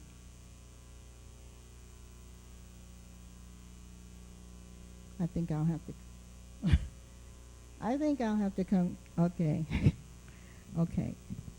The purpose of the Fort Ord Environmental Justice Network is to serve our communities concerning environmental health exposures to toxins in our air, our water, and our soil, and economic recovery and livable wage jobs, okay, and business development. We have been concerned forever about the fact that we're about 20 years down the road and the job situation have been very bad. There has been no attention to exposures, health effects. People have been told to go to see their doctors, and they have constantly contacted us about when they have been exposed to smoke, what has been happening to the water. The students at the university coming saying when they showered, they were getting rashes and other illnesses that were being taken to the administration and which was being ignored. And we feel like these are very, very serious problems that should have been addressed by the whole region. And I understand that everybody have their own area of concern. But we're the organization that they come to because they trust that we're going to take their concerns forward. And we have been doing that. It's not a very popular thing to do, but we have been doing that. Next slide. Okay, and this information is from the Keystone Report from 2001. This is a report from the Department of Defense from members who served on that board to bring attention to local communities and affected communities concerning military Superfund sites. It's talking about affected communities and how communities should be involved who are adjacent or on these military installations. And they were very vocal in this report. It's on the website. if you want to find it. It's called the Keystone Military Munitions Dialogue Report. And in that report, they talk about the fact that we need to involve these communities in the decision-making processes, and we need to pay special attention to the results that happened when this base closed. And so many people, civil service employees, were put out of work. Most of these people were families of veterans and those who had jobs and lost those jobs, and they are not included in the reuse process. They are not on the board of the FORA board, and we have to come here and stand and talk for 3 minutes every meeting and hope that somebody is really going to pay attention and include us in the decision-making process, in the solution process. And we have been trying to bring solutions and work with every jurisdiction, and especially with the cities of Seaside and Marina. And this has been a huge problem, and it still is today. Next. The Keystone Report talks about the final report talks about how we need to engage the people who have been impacted. The regulations, all of the regulations from the Department of Defense, all the way down through the state, the local government, the Department of Justice, all of the governmental organizations have been mandated to make sure they include environmental justice, so that way nobody would be able to forget that we are not including the people that we say we represent in the process and take care of their needs. Now, this Monterey Peninsula is mostly a military community. That's what everybody says. And if that is the case, I don't know why, when it came to the process that should have been running the train on this peninsula when the base closed down, why that process was derailed. And we still need to be able to look at that and close those gaps. Next.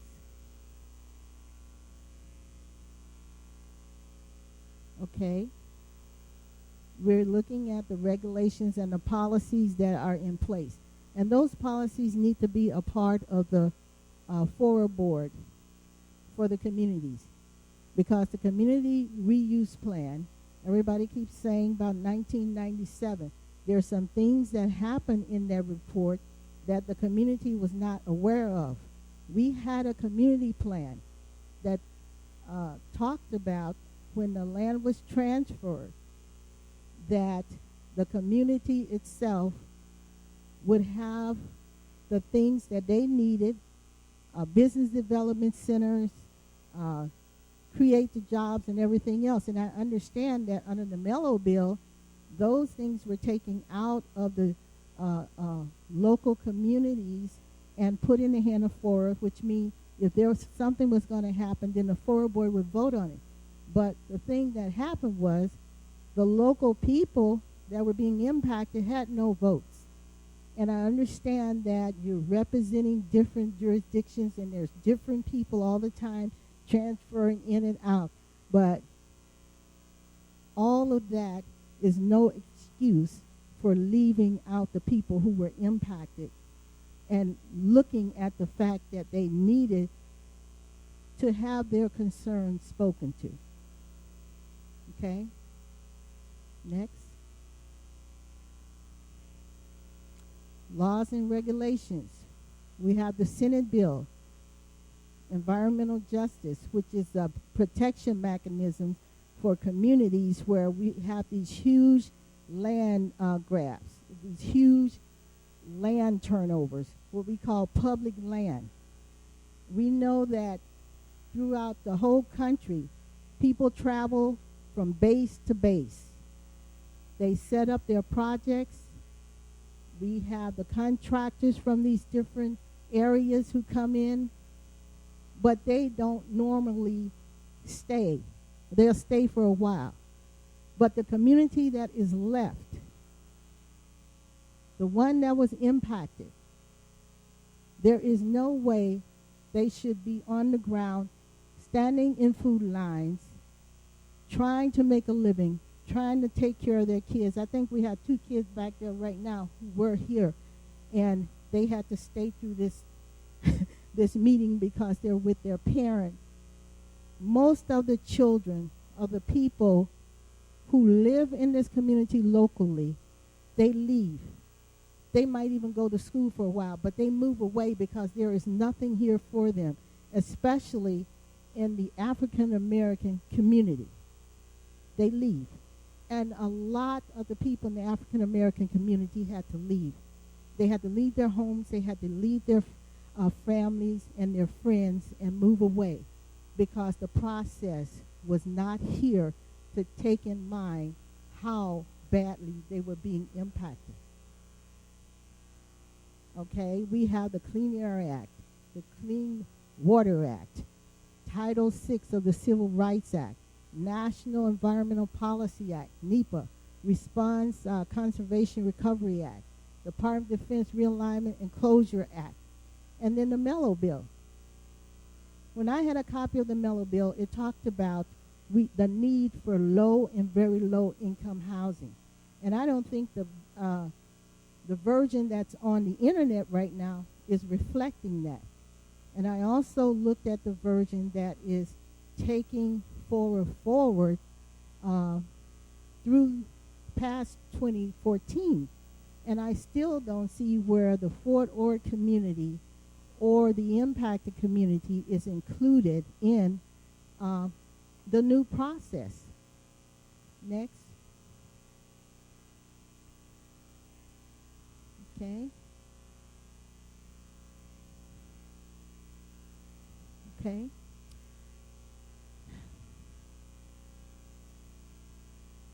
Our aim is to balance the needs of the people with the environment. And that's different just from looking at the environment. Because the environment, we're keeping the environment, we're cleaning up the environment, we're doing all that for people. But we can't forget the people. We can't forget their needs while we're doing that. We have to include them.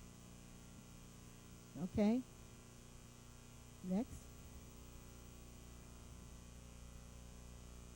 There is a paper, the Sacramento Cal Watchdog, keeping an eye on California government. And this article talks about how communities are affected when these bays close, and most of the employment comes with these facilities. And when they close, it causes economic devastation in these communities. Loss of hundreds of jobs, sometimes thousands of jobs. And if there is no way to address the economic situation that's going to happen after these bases close, and then put it on the fact that the base is closed and it's not developed, like that's the only way we're going to be able to do what we need to do for our community when the bases have to be cleaned up. And we're still talking about closing more bases. And one of the senators in Southern California is introducing a bill to keep some of these bases open because they're going to be on the 2013 or 2015 base closure plan because of the effect it would have on the community and on the economic situation in the communities. Next. And what is environmental justice? This was the Regional Environmental Justice Administrator who has just stepped down. and she talks about how they're looking at health, pollutants, toxins, and how they affect the communities. But they're also saying that environmental justice is an opportunity for all people to be treated the same. Environmental justice is not just about the environment, it's about the justice part. Okay? Next. Okay, and this is the part that's talking about health. She's talking about the air, the water, and the soil. And there is evidence all across the country. Look at Camp Lejeune. They just found out that they've just found about 19 guys that had breast cancer at Camp Lejeune. They're finding the blood diseases, the leukemia, and all kinds of things. And the mistake that we're doing is we're addressing these sites on the national priority list, or the military sites, site by site, instead of nationally, which is how they should be addressed. And it depends on whether or not you can get somebody who can get your concerns out there to be addressed. And if you can't, you're just stuck with it. You're just stuck with what is happening to people, and it goes underground. And we need to stop that. We need to open up the military bases. The military pollutants are the same as industrial and anything else that affect people. Our soldiers, their families, everybody. And we need to be conscious of that, and we need to address it. Next. And this is a picture of Seaside, some of the people at Seaside that we had taken in the various jobs they had before. Some of them might still have those jobs in their businesses, but a lot of them do not. And those are the signs that are off of Broadway on Fort Ord saying, don't go into this huge impact area where ships used to set off the water and shoot over into that area, and also in people's backyards and all that kind of stuff, and all the barbed wire that's around there. And people are saying, well, it should be cleaned up now. How come it's not cleaned up? We need to do this, we need to do that out there. We're having people coming from everywhere not wanting to look at the real situation with this base, but is saying that's why we don't have jobs. That's why we don't have affordable housing. Is because we are fighting to keep the base undeveloped. We're fighting for our health. We're fighting for our jobs. We're fighting for our businesses. We're fighting for our families and our communities. Okay? And those are just exposure pathways through the drinking water, through the soil. We have a lot of lead-laced soil out there on Fort Ord. A lot of it is being put into the 150-acre landfill we already have. And then when the burns occurred, the toxic smoke from the burns is very dangerous. If people already have respiratory problems, it's not going to help them to breathe that air. There are children and babies who are developing asthma because of what they have to breathe. And we are willing to close our eyes and not pay attention to it because we need to get our plans out there, and this is going to rectify the whole situation of what is happening with people with jobs and businesses. That is not true, because first of all, it's not addressing those people, and it's not looking at who in the community needs to have those services, and they need them right away. The project that involves building houses out in East Garrison, I looked at that application. It looks like you're applying for a job in the White House or millions of dollars because of all of the stuff you have to go through to fill it out for people who need affordable housing. And most of the time, you don't have any alternatives. There was a young lady who came here from Washington State that called me up with a little 5-year-old boy because she was living, well, in those housing on Fort Ord for the military, and had to sign a form saying there was lead and asbestos and all this stuff. And if they didn't sign, they wouldn't have a place to stay. And she had been to the emergency room 3 times. I see now that there is housing for the military, that they have torn down buildings and built those housing.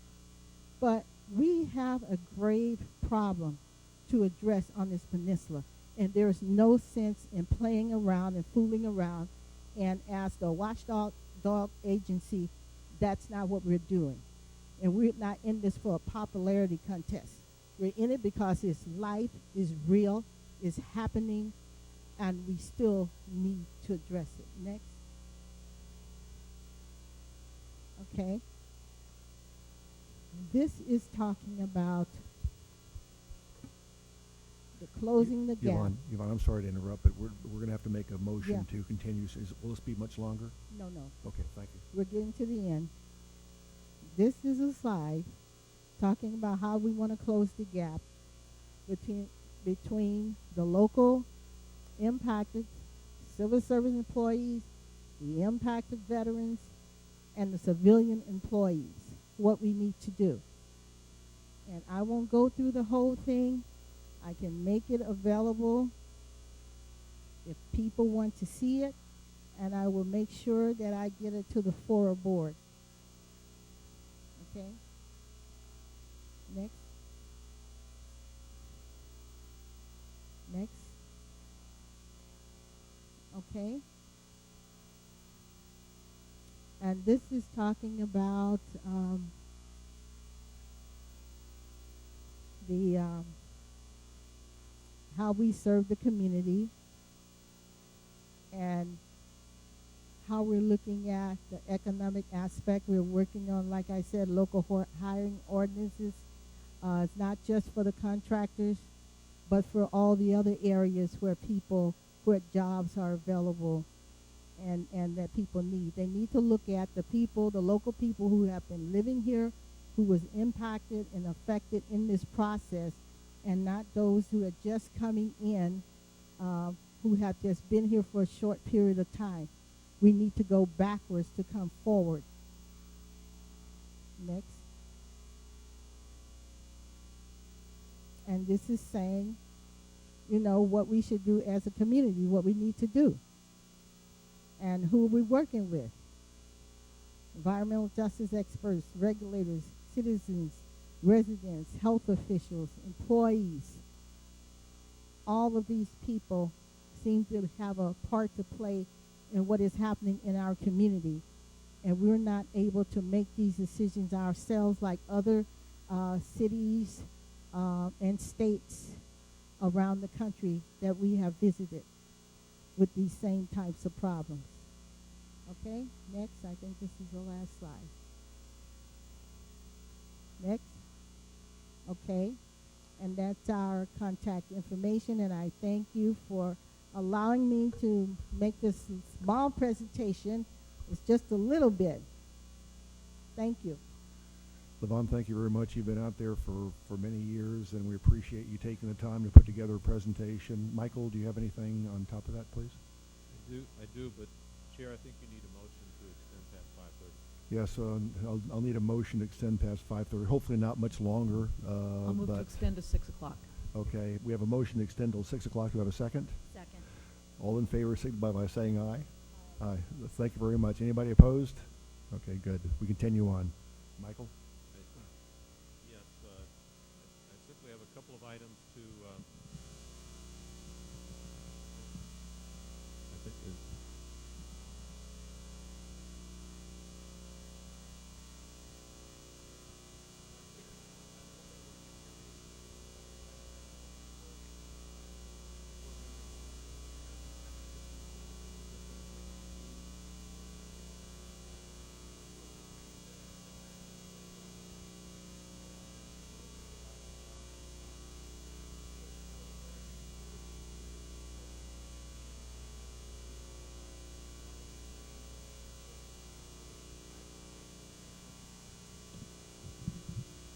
Thank you, Jen. I suggest that many of these items be incorporated in the process that you're going to undergo about the policy questions that have to be undertaken about the base reuse plan process.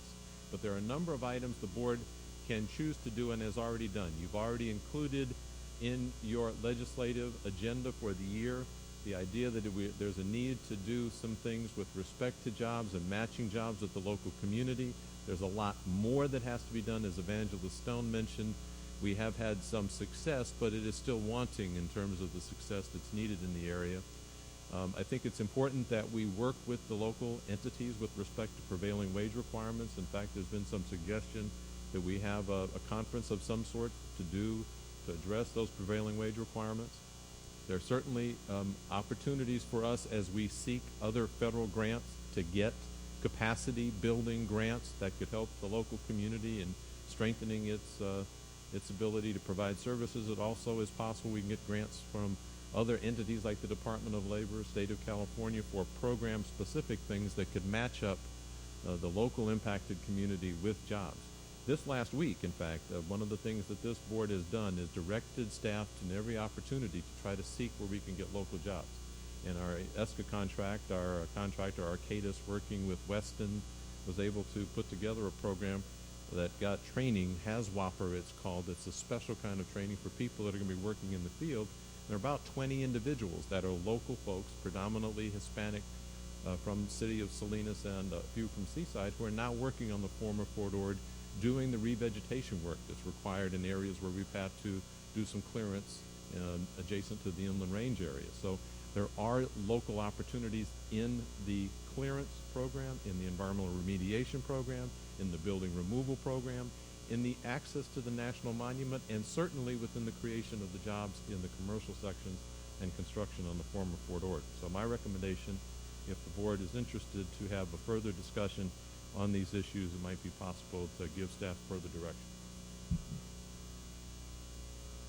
Michael, thanks again. Levon, thank you very much. Back to the board. Any questions by members of the board? Okay, out to the public. Any questions, comments by members of the public? Hello, my name is Mae Smith, and I'm originally from Salinas Valley, California. And at the present time, I've introduced to Evangelist Levon Stone a solution for jobs. You mentioned shared vision, a solid plan moving forward, jobs, jobs, jobs, and a 20-year program. And at the present time, Evangelist Levon Stone has in her hands a plant building project that will benefit us on a local, on a state, and on a national and on a global level.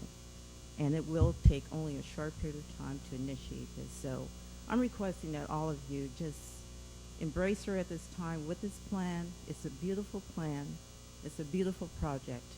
And we have it right here. So thank you so much.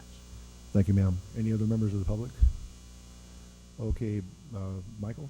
Yes, the Evangelist Stone. Oh, I'm sorry, Carlos. I didn't see it, Carlos.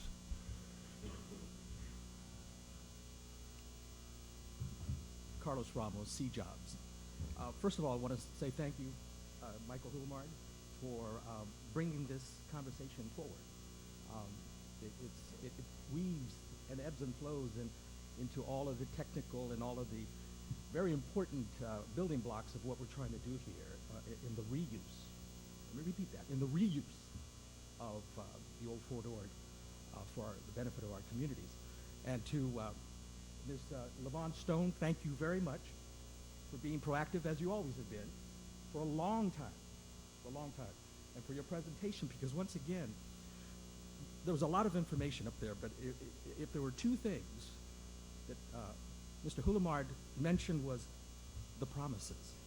That is such an important, special concept, but it's an actuality of what needs to be done, which led to a very important keyword that Ms. Stone pointed out, gaps. Not a little one, huge. C Jobs, and this is a commercial plug, is composed of small business, chambers, associations, social justice advocates, educators, sustainable individuals that are concerned about water and the environment, faith-based, and affordable housing. And we came together in order to focus on jobs. But the last letter of job is business. And we all understand that we have Wall Street and we have Main Street. But within that, we have a concept that expands the concept of small business from Wall Street, Main Street, to 3rd Street. And that is a concept that I really would like to encourage you to get into in terms of how the little mom and pop, 85% or more of small business, guess what? 3rd Street. And as we move forward, and as we embrace reaching out in the community, into the business community, C Jobs, without question, wants to make it very clear that it's important to embrace not just Wall Street and Main Street, which is still small business, but please do not forget 3rd Street. Thank you. Thank you, Carlos. Any other member of the public? Good evening, everyone. I'm Yolanda Pruitt, and I want to thank you all for your patience because this is a very, very important issue. I'm a transplant here from Los Angeles, and I remember when I decided to move here, I was really excited about coming to Monterey after the base closure because I thought, wow, there's redevelopment, there's opportunity there should be things, new businesses growing, and I look for an opportunity to start a new business here.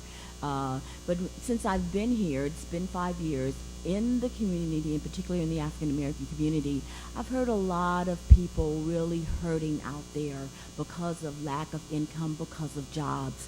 And I think that it's time that the city, and that whatever, I'm not pointing fingers, but whatever can be done to bring these families back together because they're falling apart, because they don't have jobs, because they don't have the opportunity to create new businesses. And I think that they really want this, and it's something that would be very beneficial to the community. So I think that whatever needs to be done, that we should really put that into motion.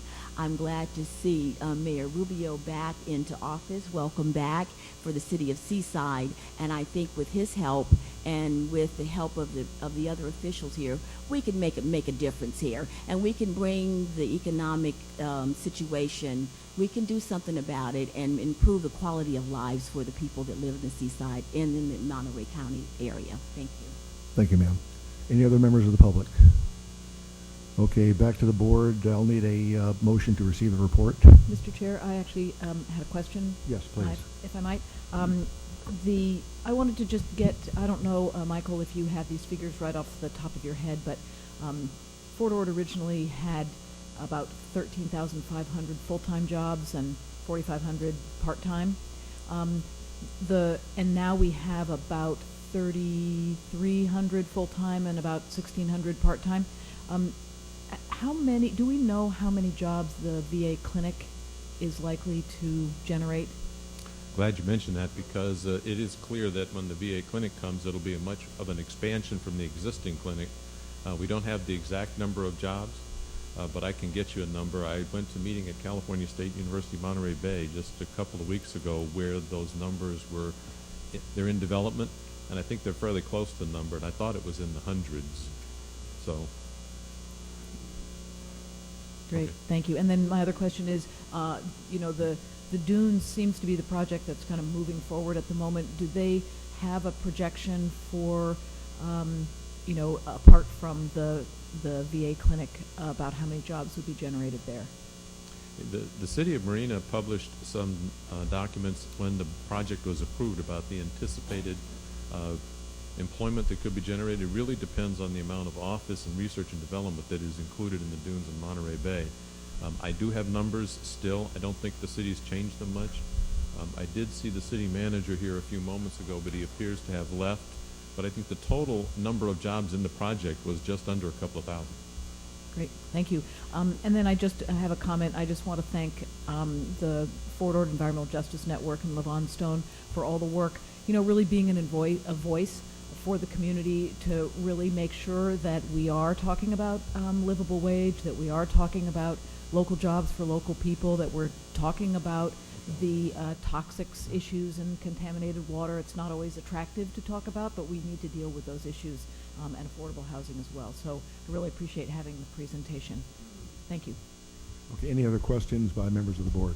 Through the chair. Yes. A comment. I would like for the board to direct staff to include this topic into our workshop at the appropriate area. I think it's very important to, as we talk about reuse and people throwing out vision, well, part of the vision was to try to clean up the former Fort Ord, and I think that's not being seen. You know, we can talk about jobs all the time, but we also need to talk about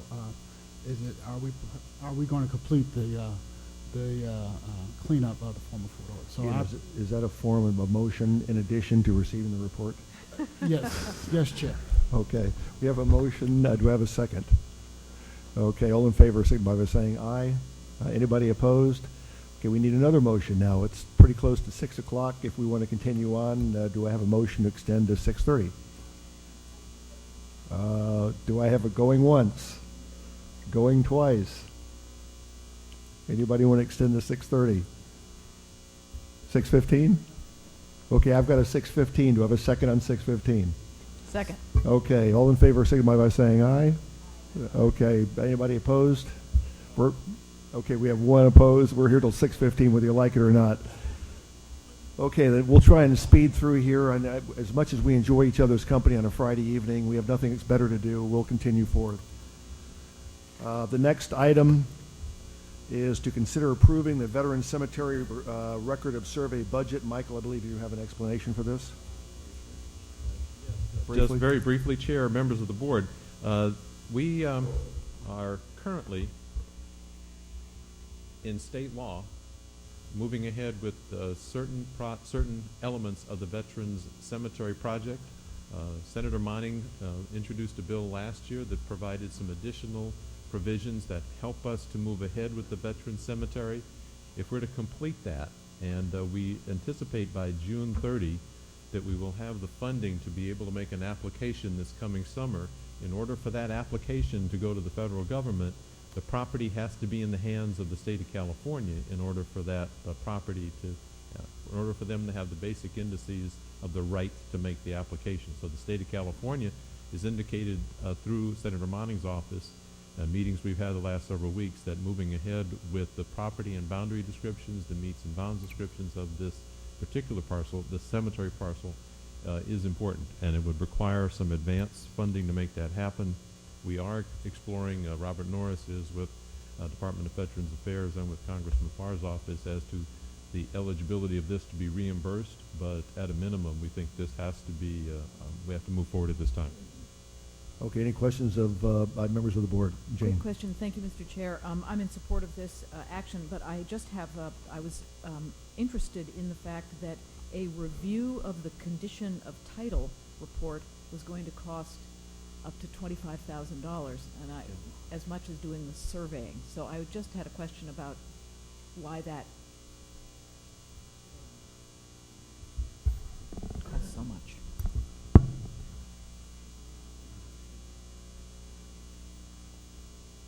Okay, in the world of title reports on the footprint of Fort Ord, the title insurance companies currently are issuing the preliminary title reports with virtually every easement that any entity holds anywhere on the footprint of Fort Ord. And getting a title policy based on that preliminary is extremely difficult and costly. So we felt that the better investment was to have someone very familiar with Fort Ord and having looked at these preliminary title reports previously, go through it, sorting out those that do not apply to the footprint of the cemetery, which would cull it down to maybe 3 or 4 at most. And that process, because it takes a certain amount of insight and education, you have to have someone well versed in it, and their hourly rate is sufficiently high that as the outside greatest cost it could possibly be, it would tax Mr. Hulamard's limit for discretionary spending. We're hoping seriously that it will run much less than that. but it is rather an open-ended. Thank you. Okay. I Any other can questions I by can board members? understand. Seeing Through none? the chair. Oh, go ahead. Jason. I'm very appreciative that this step is being taken and with an eye towards the June 30th cutoff. What are the additional steps that have been identified that this board will need to take between now and June 30th to move this into the state's hands? I had anticipated in February providing a full summary of all of those. We will, but we will need to have. I'll hold my question until then. That's Right. That's fine. Thanks. Okay. I Any want other to get out of here just as much as everyone. The clock is ticking. Any other questions by board members? Move approval. Well, so we have to go out to the public first. Any members of the public have any questions? We have somebody moving forward.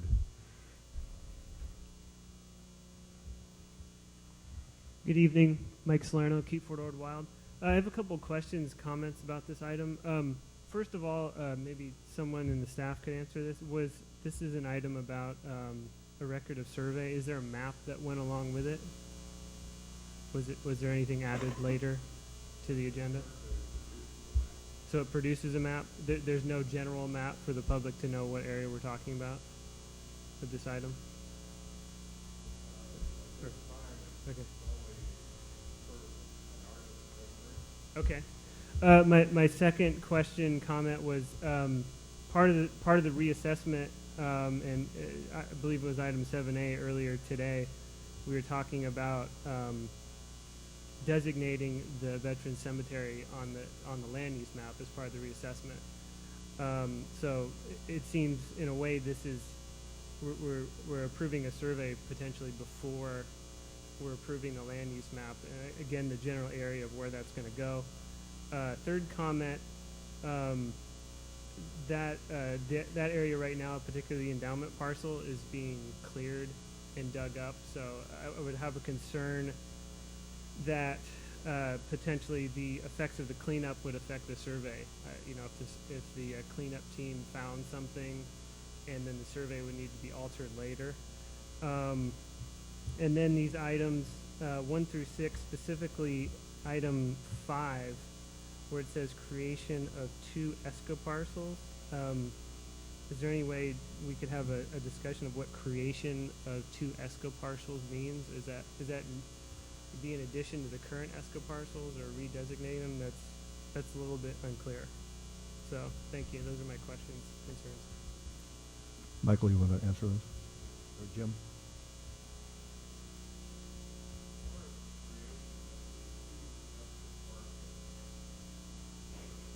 It's already there. What it is there is a line called the cash line, which was the point where the Army ran out of money cleaning the area up in Parker Flats. We have now cleaned both sides to the higher standard that we have to use.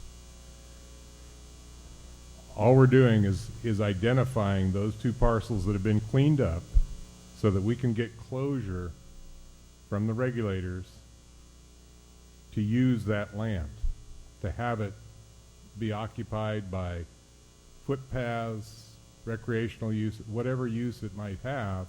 We have to get the regulators to approve it. They have to know what it is, the delineation of the property they're approving. A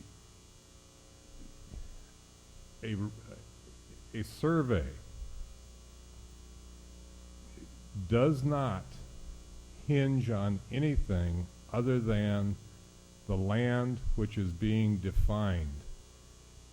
If any unexploded ordnance, UXO, MEC, is found in the area that we're providing the survey on, it in no way affects the survey. The survey is the identification and delineation of a parcel of land. It has nothing to do with any obstruction on the land. That's a different matter. That's a thing called an ALTA, which we're not doing. Were there other questions that you had there? Okay, I believe we have a motion on the floor to approve the Veterans Cemetery Record or Survey budget, light items not to exceed $50,000, and to authorize the executive officer to select and enter into contract with a surveyor team for completion of the survey work not to exceed $30,000. Do we have a second to that Second. motion? Okay, we have a motion and second. All in favor of signify by saying aye. Aye. Anybody opposed? Okay, motion carries. Thank you very much. We might even get out of here by 6:15. Yes, Chair. Yes. Eda, the next item is item 8E, which is a Preston Park Management Contract, which we continue to work with Alliance for the management of the Preston Park project. Robert Norris will have a brief presentation on this. Thank you. Shortly before I joined FORA, my anniversary is coming up, and I'm accepting any gifts and acknowledgement of surviving 1 year here. The board approved the Preston Park management contract, and this is, normally it runs a year, and due to the holidays and everything, we missed the fact that it expired on December 31st. This is essentially extending for 1 more year the Alliance management contract at Preston Park. Same terms, same roles and responsibilities. The property is 100% occupied, and we're expecting to generate and share with the city of Marina about $3.8 million. Okay, any questions by members of the board? Okay, any questions by members of the public? Yes, we have one.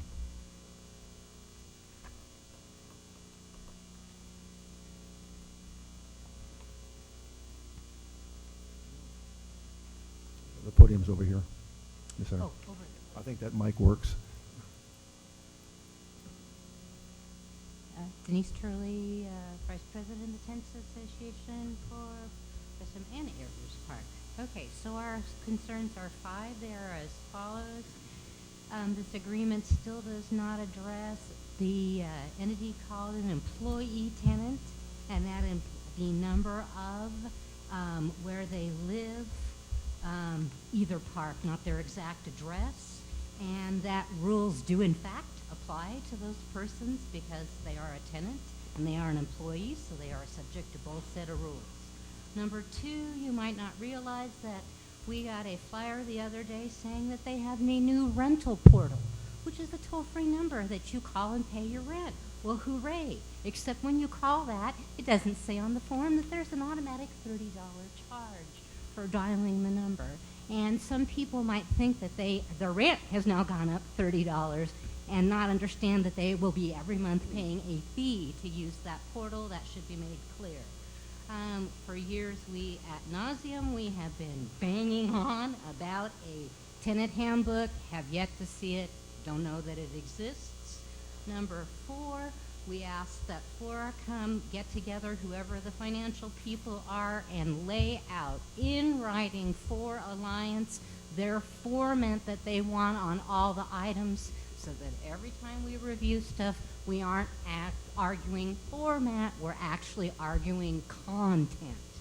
And finally, number 5, we would like to, the regional manager is Corrine Carmody, and Corrine Carmody is to take our constructive criticism, and it's always nice, on the things that we find. However, we have found that she refuses to meet with us, which is a requirement of her employment contract, and we would look like that item looked into.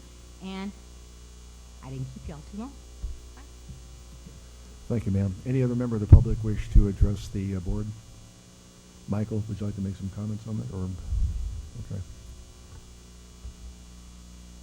I'll be glad to follow up on each of the issues raised, and we do have plans, for instance, to meet and coordinate our review of the records, and I've taken the complaints or the concerns that Denise has represented, and we'll follow up and report back to you. And you report back next meeting? Yes. Okay, back to the board. Any questions, comments by members of the board, or a motion? Just a quick comment that should we find ourselves still in possession of this property later this year, we might want to look at putting out an RFP We seem to have had many problems with this particular property manager. It might be good to see if we can find someone who's a little more responsive to the tenants and to what we're trying to achieve out there. Staff will take a look at that and bring a recommendation back. I believe Frank's next. Thank you. Very briefly, when this first came up, the management agreement, two-party agreement, I voted against it because of the fact that City Marina is being excluded from this. I, again, go on the record, I think that FORA does not have the authority to enter into this agreement without the City of Marina. As a result, I'll be voting against this. Thank you. Jason? I just get, trying to understand timing, given the 5 concerns that were addressed. Would it be staff's recommendation that we approve this contingent upon staff resolution to those 5 issues to staff's satisfaction?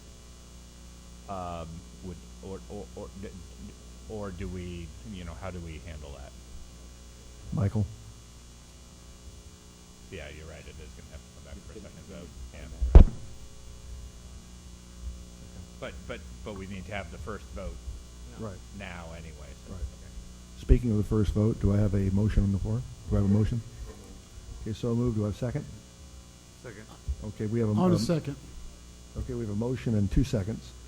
All in favor of signify On a by... second.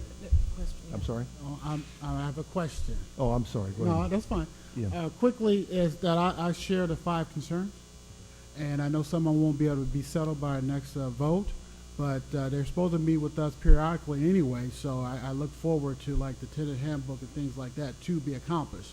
And then I associate myself with Supervisor Parker about maybe we need to look for a new operator. Thank you, Ian.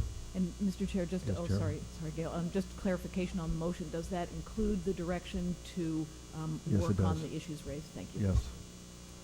Okay, we have a motion and a second. All in favor signify by saying aye. Aye. Anybody opposed? No. Okay, we have 2 noes, 3 noes. Okay, thank you very much.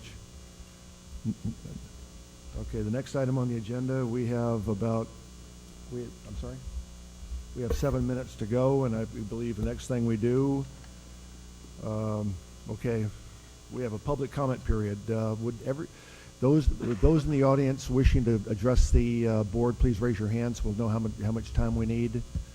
1, 2, 3. We're going to need to extend the meeting for just a short amount. Do I have a motion to extend the meeting another 15 minutes?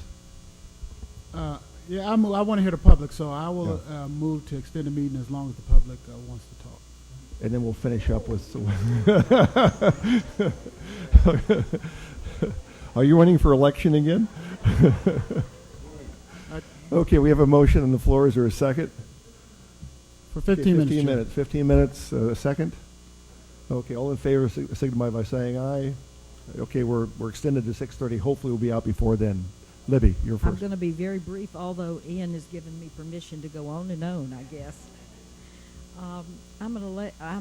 My name is Libby Downey, and I'm here speaking as an individual. I've been an elected official for I'm starting on my 9th year, and you're never too old to learn, and I've learned something tonight unless I'm confused, so I do want clarification.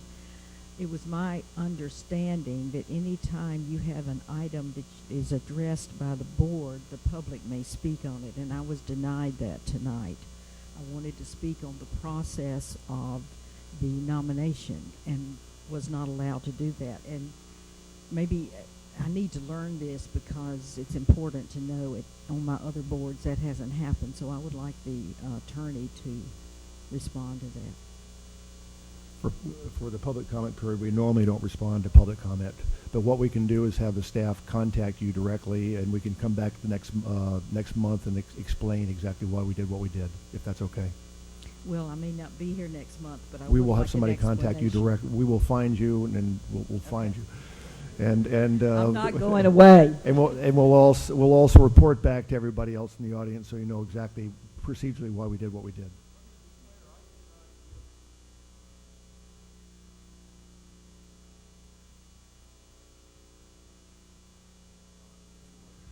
But it happened in this meeting, and you're the Through attorney. the chair, please. We have procedures. We'll get back with you, Libby. Okay, next testifier, please. Arthur McLaughlin, Monterey Bay Youth Camp. I'm going to take a totally different direction very quickly. This morning I had the opportunity, along with 5 others, to serve as a judge of some preliminary projects put forth by students at MIS. And those projects all dealt with Fort Ord and what is happening. They will be finalizing, based on our comments and some of our directions, for a final presentation next week. They may be contacting some of you for some help, assistance, information, and direction. And I would urgently request that when the phone call comes, you respond to their needs, because they're doing some fantastic work. Thank you. Thank you, sir. Next speaker. Yvonne Stone, Fort Ord Environmental Justice. I'll be brief. I just want to remind everybody that we are the Fort Ord Environmental Justice Network. And we have not been doing this work behind closed doors, and it's not just LaVon Stone getting up here blowing her horn. I think you all should take seriously, everybody here in this room, seriously what we have done, and if you don't know, we have that information for you. We have a Title VI complaint out there concerning the agreement of consent, and we have that document has in it what would close the gaps with what has been happening here at Fort Ord. And one of those requests from 2007 has to do with public land and what needs to be done, and with developments, and how the impacted community need to also benefit from these public lands and from the developments. And I will get you that information, but I just wanted to let you know that we have done some very, very important work here. Thank you. Thank you, Lamont. Any other members of the public wishing to make comment?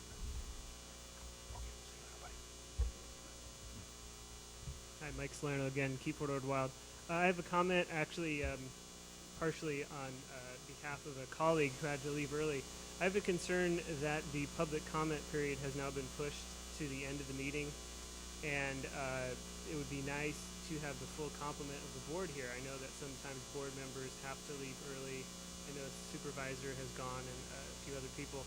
So what's behind the public comment period being moved to the end of the meeting? And could we put it back at the beginning of the meeting so the entire complement of the public and the board can hear those comments? Thank you. Thank you, sir. Any other members of the public wishing to make comment?